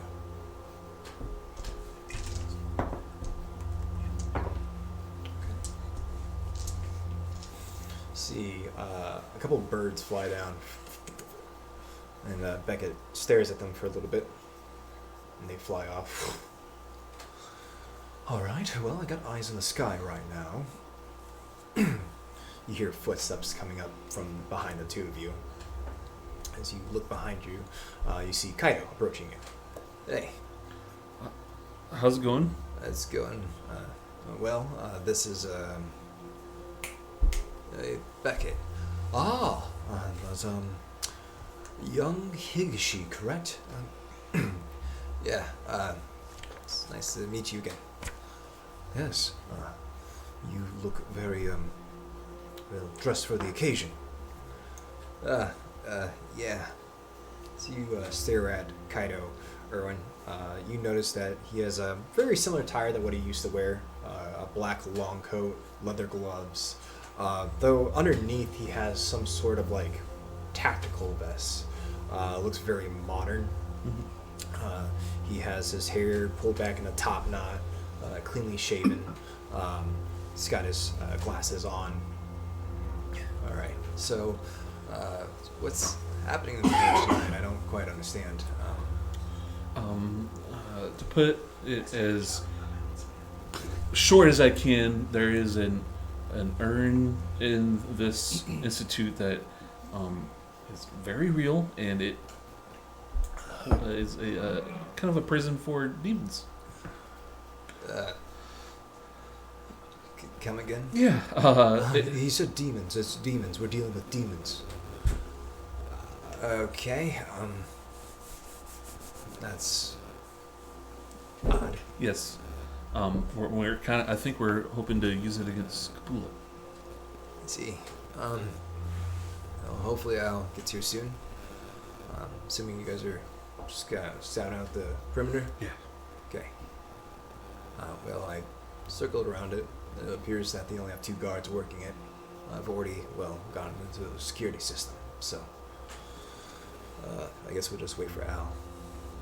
As we transition scenes to Marilyn and Alistair that are, you're almost there to the location as you're driving towards the Ornamental Institute. Is there anything you two want to discuss as you arrive? Did I get the message from Memphis then? Yeah, as you are driving, I'm assuming you have some sort of phone holder or something along those lines. You see a text message pop up and it's from Memphis. You see OMG in capital letters. Oh, finally. Marilyn, what's the what's the abbreviation for Amaga? OMG? Yes, OMG. Oh my god. Shit, he might be in trouble. Are you in trouble? I'm gonna go ahead and respond. Are you in trouble? Send. Your phone goes off. I would just text back. Can't talk now. Need to meet up soon. Respond. Yes, that's what I'm trying to do. And then I'm gonna go ahead. I'm gonna grab the phone. I'm gonna call him again. Okay. As you give him a call, your phone rings. I'm gonna silence it. Do you need to get that? Well, it's Alistair. I don't know if you want to take care of. Go on, answer it. Are you sure? That's perfectly fine. Alistair, Memphis, finally, you picked up. Where the fuck have you been? I've made a new friend. I'm great. I'm sure you make new friends every night now. Alright, so we need to get to the, Morgan's back. why do I feel like you're always saying this every time I come? Yes, we know. We know Morgan's a problem. Got you. We know Capula's a problem. Capula. Yeah. So, But I have reinforcements. great. What did you do? Ghoul a fucking flock of seagulls? No. I can't. I'll explain it later, but Alright, we've got a new ally. Okay, good. We need to meet at the Oriental Institute. It's a museum. Do you know what I'm talking about? Yeah, Alistair, I'm on my way there. How did you know about it? Wait, you guys are heading there? Yes. Did you talk to Archer Roth? I think I've heard that name before. Did you say something about an Archer Roth? I do not. No? No, I've never heard that name Did I before. hear that? You hear this it's a very loud, like Romani voice that you heard. Are you with a Romani person? No, he's Someone who would speak Romani? no, he's Russian. You ass. I am not Russian. You're not? No. Are you Romani? Are you speaking with your friend Alistair Gray? Yeah. Could I speak with him? Yeah. All right. Hey, I'm gonna put you on the phone with Mr. Tepish. Grabs the phone. Mr. Tepish. Good evening, Mr. Grayson. Good evening. Sorry, I don't know who you are. I'm assuming you're with Memphis then. Yes, I have your friend with me. I am Vlad Tepish. I wish to formally meet you. I have a stop tonight that I have to make, but I wish to. He's going there too. To where? To the Oriental Institution. Your friend Mr. Piper tells me we are going to rendezvous at the Oriental Institute. I know you're still there, Mr. Grayson. That was the plan, yes. I'm sorry, you caught me off guard. Did you say your name was Vlad Tepish? Yes, Vlad Tepish. Yes, the Vlad Tepish. Yes, I'm Vlad Tepish the Third. Alright. Well, I've heard a lot about you. Ah. Well, your friend doesn't seem very educated like yourself. Memphis is not a good example of common knowledge of any subject. So, Are you guys talking about me? do I need to... Yes, Memphis. Do I need to worry? Are you...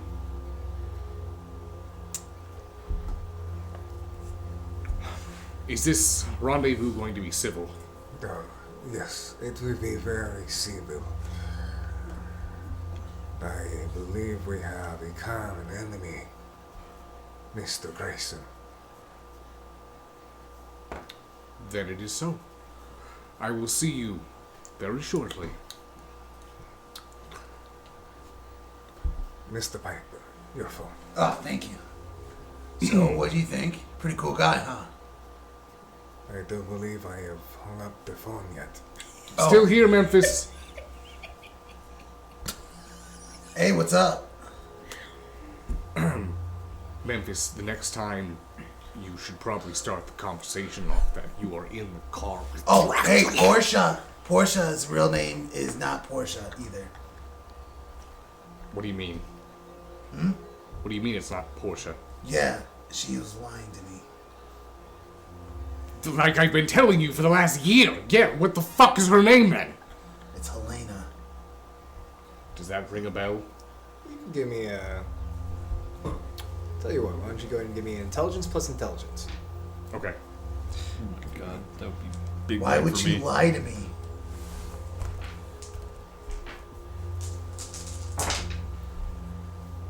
That is 0. Not a single one. The name starts to ring a bell, but you can't recall where you should know it. It's definitely like having an actor's name right on the tip of your tongue. Alright, I need some moment to process this. Maybe I'm having a little bit of trouble right now because you're riding in a car with fucking Dracula. So, Oh, also, Morgan put a worm in my stomach, and she knows everything that we've been talking about.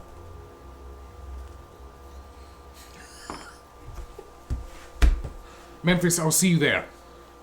I'm gonna hang up. That was rude. Marilyn! Dracula, huh? Marilyn, I don't know if Memphis has lost his mind or if someone is with him pretending to be Dracula. Uh-huh. But I just spoke with someone who spoke with a very heavy Romani accent. And, was claiming to be Vlad Tepish III. Right, yeah. I'm gonna go with he probably hired an impersonator. A Dracula impersonator. It does sound... Probably paid him to be like, hey, come hang out with me for a few hours. This will be cool. Okay, so if it is Memphis and that is what he did, and he hired someone to be Dracula, we're gonna show up and they're gonna have a red-collared cape. Yeah, so I'm fully All expecting right, that. So let's just play along with Yeah, it what for was now. the Helena thing? Yes, that is bugging me though. He said that Portia isn't Portia, that it's someone named Helena, and I can't recall, but I know that name from somewhere. Something, it's... Can I roll to see that? You could. You give me intelligence plus intelligence.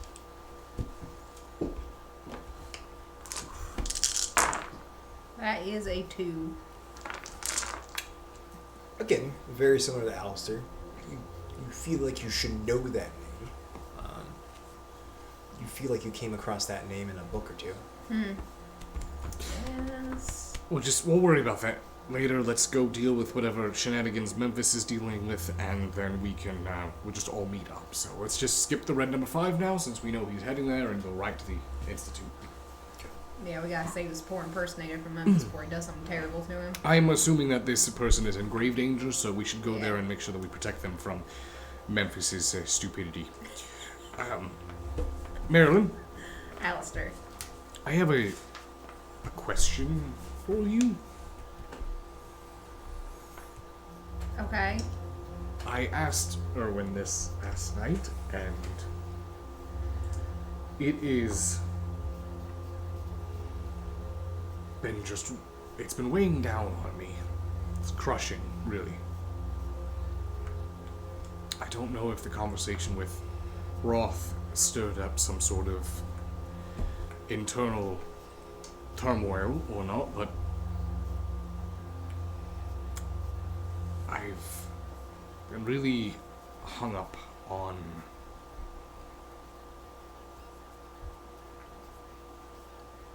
my inability to be affectionate.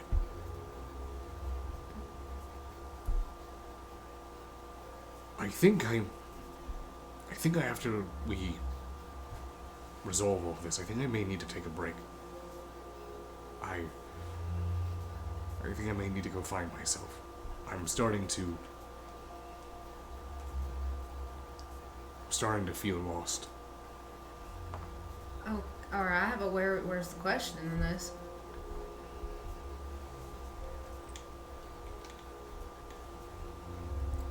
I don't know. I feel like there's a piece of me missing.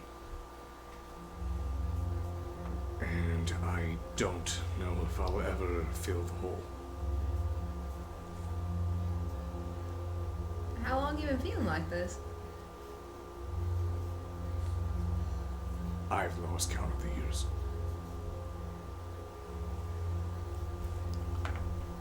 Well, I have a few things I like to do when I start to feel that way, and I can let you borrow some of my books if you want. It helps me. Sure.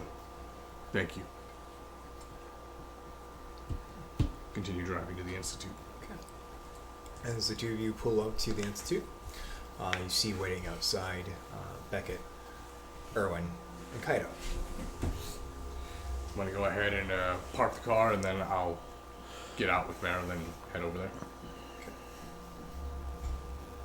Alright, so you see Marilyn and Alistair approach you, Erwin.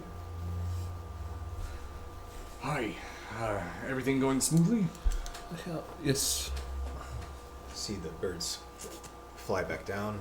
They land on Beckett's hand. Oh, well, it seems that the coast is clear. Alright, Everything good. should be fine for tonight. Memphis is on the way. We need to warn you all, though. We think he may have hired an actor to pretend to be Count Dracula. Yeah, that's the thing he's probably doing right now. He had someone talking like Dracula on the phone when we called him, so just expect that. He did use his actual name, though, which was impressive. So this actor is going the whole 9 yards. And their accent was superb. I mean, excellent. I think they actually may be able to speak Romani. Why does this not surprise me? How much do you think he's paying him? So you said he sounds like Vlad. Oh, well, I've never spoken with Vlad Tepish, the real He Vlad sounds like a Tepish. stereotypical Dracula. I wouldn't say stereotypical, but I would say he sounded, the inflection was there. I'm sorry. Was he very blunt? Was he very direct? Yes, very coarse, straight to the point. Oh. Uh-oh. Uh-oh. Uh-oh, what? Are you saying that this may be the real Dracula? So he does exist. Yes, I'm very well aware. He's very real. I was fortunate enough that I was never put on the same front dealing with him. Why would Vlad Tepish want to hang out with someone like Memphis? It has to be an actor. Okay. So this is very jarring. I never would expect that Mr. Tepish would leave his country. This means your threat, if it is Dracula, is very real. It is very serious. If he is here, that means he's ready to wage war. Yes, most of the Zamitsi do not leave the old country for very obvious weaknesses. Alright, I feel like we're trying to get a little worked up here. It's probably not the real Dracula. That's crazy. Let's go ahead and, listen to Marilyn and let's just calm down, and then have you ever spoken or met the real Vlad Tepish? Oh, yes. Yes, he's... Well, then when Memphis arrives, you'll be able to identify him. Alright, I feel like that would be a very elaborate prank to pull on somebody. You don't know Memphis. Yeah, I mean, I would applaud it, honestly. Also, good job, Erwin, changing. It's good to see you out of the bathroom. Thank you. So, I'm sorry, Dracula exists. Yes. Is stories and the movies, are those based off of the real thing, or is it actual, factual? Most of those movies are dramatizations, but some of the things are real. Yeah, well, Vlad has a bit of an ego about him. He did... he did dominate that poor sap. Write that book. Oh. That's how he bought his way onto the red list, or at least almost. I don't know if they're still trying to kill him. It's very hard to kill. Most Zamitsi are. Well, Vlad's very hard. Okay, alright. Well, if it is the real Vlad, I do not want to pick a fight with him. Just mostly want to see what he needs and what he wants from us. If it was the real Vlad and he was trying to fight, he probably would have popped Memphis' head off his shoulders by now. You see a Lamborghini whip up real quick. The windows are all tinted. It's all black Lamborghini. See it, the door begins to open, And you see this rather tall individual step out of it. He's massive. He has broad shoulders. He's wearing this very elegant gray suit, gray undershirt, collar popped, gray tie. He has this black hair that drapes over his shoulders, this finely trimmed goatee, the stark white skin. He has these very massive hands. So he begins to walk around the passenger seat and he opens the door for you, Memphis. I'm going to look towards Becca. Becca, you don't need to confirm that is definitely Dracula. Yes, that's oh, wow. What up, fam? He's driving? He learned how to drive? Oh, okay. All right. All right, Calm down, Becca. fine. I'm fine. I'll just go ahead and walk towards the two of them. It's okay. He said he liked me. He said we got along. As you begin to walk towards Memphis and Vlad. Memphis, you see your coterie right in front of you. What's going on, guys? Memphis, how are you? I am great. And is that Beckett? Beckett! Wits and awareness coterie. Oh, yeah. You? I need you to beat a 3. I'm fine. Young Piper, I see you have company. Wow, I'm just a bad roll tonight. 1. 4. I got 2 in the bestial. 2 in the bestial. What'd you get? 4. 4. Two of you don't really notice anything. It just seems possibly Memphis roused his blood for the first night ever. Erwin, as you take a look at Memphis, you start to notice he's breathing, or at least pretending to breathe. His skin is way more flesh than it usually is. I imagine alive Memphis is also really sweaty. And you know he's sweating a bit. Though he also has mustard and ketchup kind of wrapped up in his facial hair. Memphis, you look quite different. Dude. Yeah, you know. Well, we can ignore Memphis's appearance for now, Erwin. How about we introduce ourselves to Please, let me introduce myself. I mean not to be rude.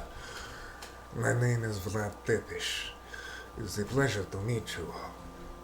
And I've told him so much about you guys, so Good things? always good thing. Well, truth. Go ahead and extend my It's not hand. good. He extends his and he shakes it. It's a pleasure to finally meet you. It's the same to you, Mr. Grayson. It's strange to be meeting you here. I always thought that we would be seeing each other covered in blood on a battlefield. I heard many tales of you from Bulgaria. I am a fan of your work. The Butcher of Bohus is not a forgettable title, I will admit, but your titles far exceed mine. Wait a minute. Do I see that scholar behind you? Yes. Hi. Didn't think I see you in Chicago. The fates have brought us together again, Beckett. I see that maybe that you are all here for the same reason that I am here. I would have a strange suspicion that we are. So, shall we get this urn? Correct. What urn? So, wait. Couple questions. Are you here just for the urn, or what are you doing out of your country? I am looking to end this battle with this beast once and for all. And I hear that you all have experience with its heralds. Now he's saying beast, and he's talking about He's Capula. speaking of Capula. Yeah, Capula, right? Cupola. Yes, it's Capula. I mean, as a group, really, but Alistair has bested him before. I have not. It was Marilyn that defeated him in the web. Oh, yeah, that's And true. it was Marilyn that sealed or cut his ties from the web. See as Vlad, almost like a shadow, glides towards Marilyn. Very impressive. Your name is Marilyn, yes? The child of the moon. Very fond of your clan. Very impressive that you have bested this beast in battle. It only makes sense that your fierce prowess on the field matches your beauty.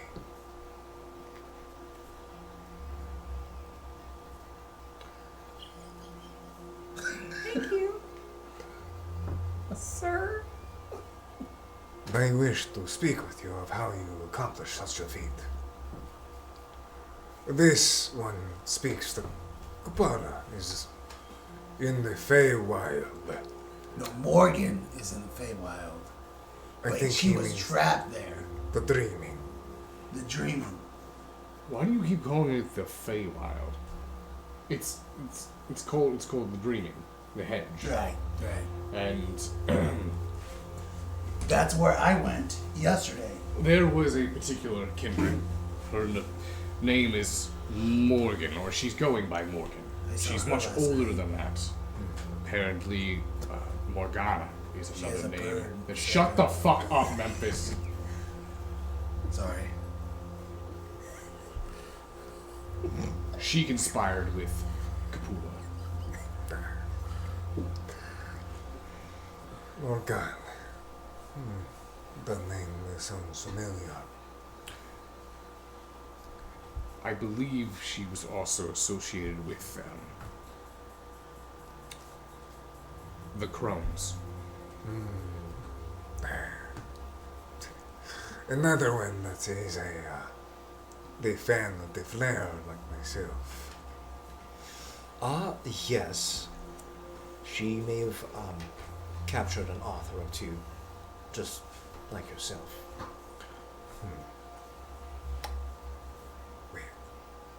We had much business to speak about the Mr. Grayson and Coterie. Shall we fetch this urn?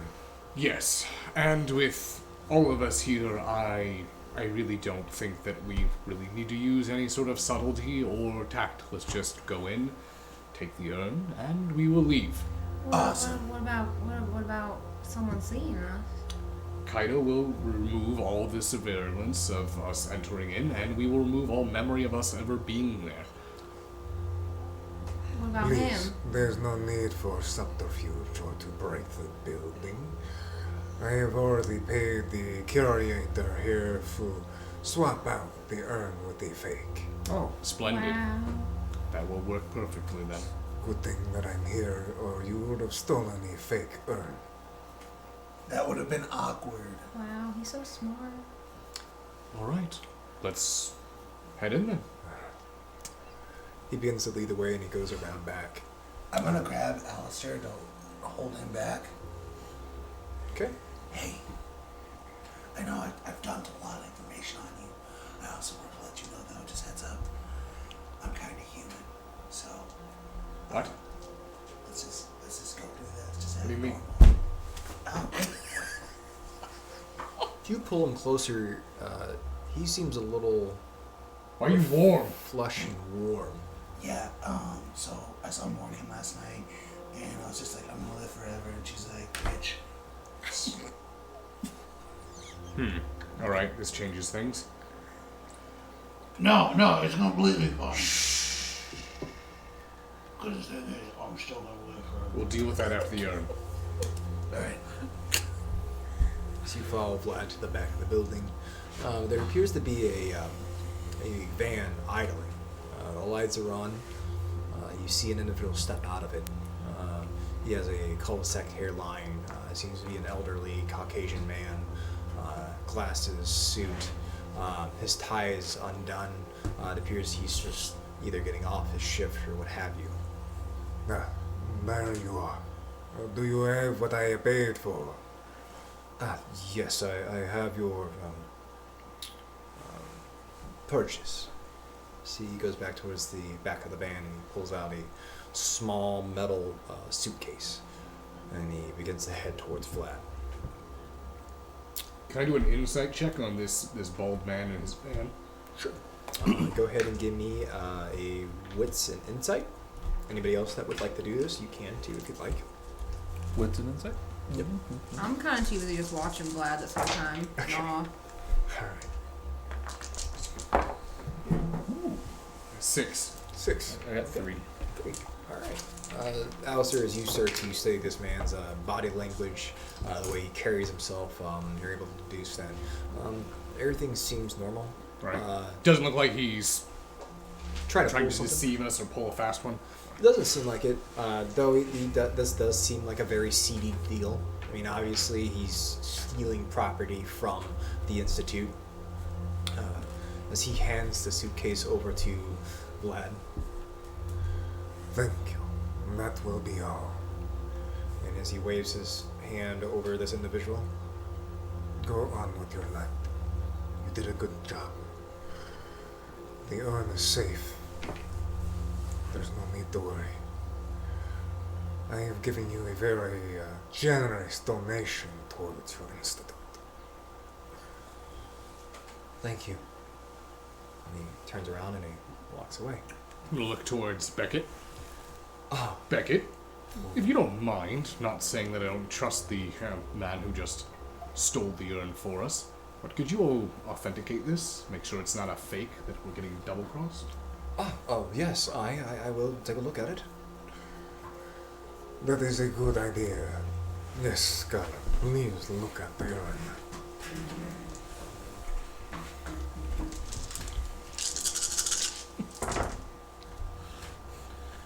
Okay.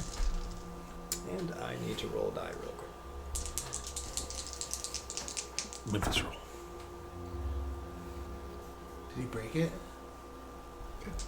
That would be bad. As Vlad opens up the case and he hands it towards Beckett, he palms it and takes a look at it. You see this bronze urn. It looks very old. There's some corrosion on the side of it. It appears to be made of some sort of metal. So he looks at it. This is very, very real.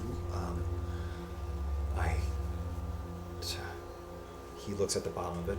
There's a seal on it. This has the seal of Solomon on it.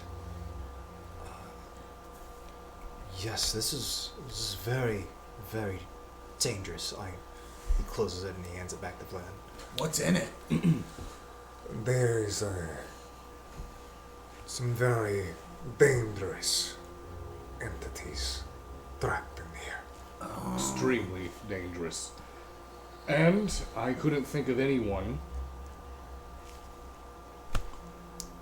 that the urn would be more safe with than Vlad Tepish. Weren't we supposed to take it back to Raw? Well, we are. And you see, it means that we can still head to Roth and leverage him. Now, Mr. Tepish, Yes, Mr. Grayston. are you aware of an Archer Roth at all?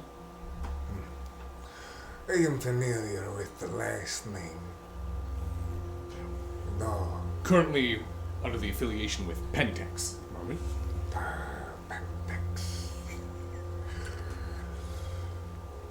Depends who is wearing the skin of this Roth. So you are aware.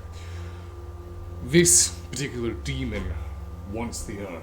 And it sounds like they're not too happy with what Capula has been doing. And apparently he's overstepping his boundaries for whatever fucking rule or law demons work by. This is interesting. I have sought out infernal help with this Kupala. Did not get an answer. Interesting. So, if that's the case, I wonder if Roth's working for himself. Could you describe the character of this Roth? He had Yes. bright green eyes and he liked to drink coffee a lot. Scalding hot coffee. It was weird. Guzzles it down. Yeah. Middle-aged man, kind of out-of-date haircut, large wide-frame glasses. Looks like the guy from Office Space. I do not know this Office Space. It's a terrible movie. Don't watch Full it. picture of him on your phone. Yes, actually, good point. I'm gonna go ahead and Google the actor from the Office Space. This guy. Dare you? Yeah, real talk. I do not know the skin that he is wearing. How did he talk to you? Fast, confident, like most businessmen, or someone who's used to being in a boardroom. Make a roll real quick.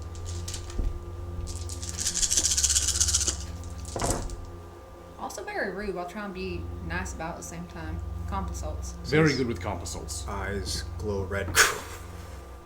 You see this like strain of light that traces as he turns towards you. Male. But conniving, narcissistic, demon. Taking a few steps back. So you're aware of who this demon is.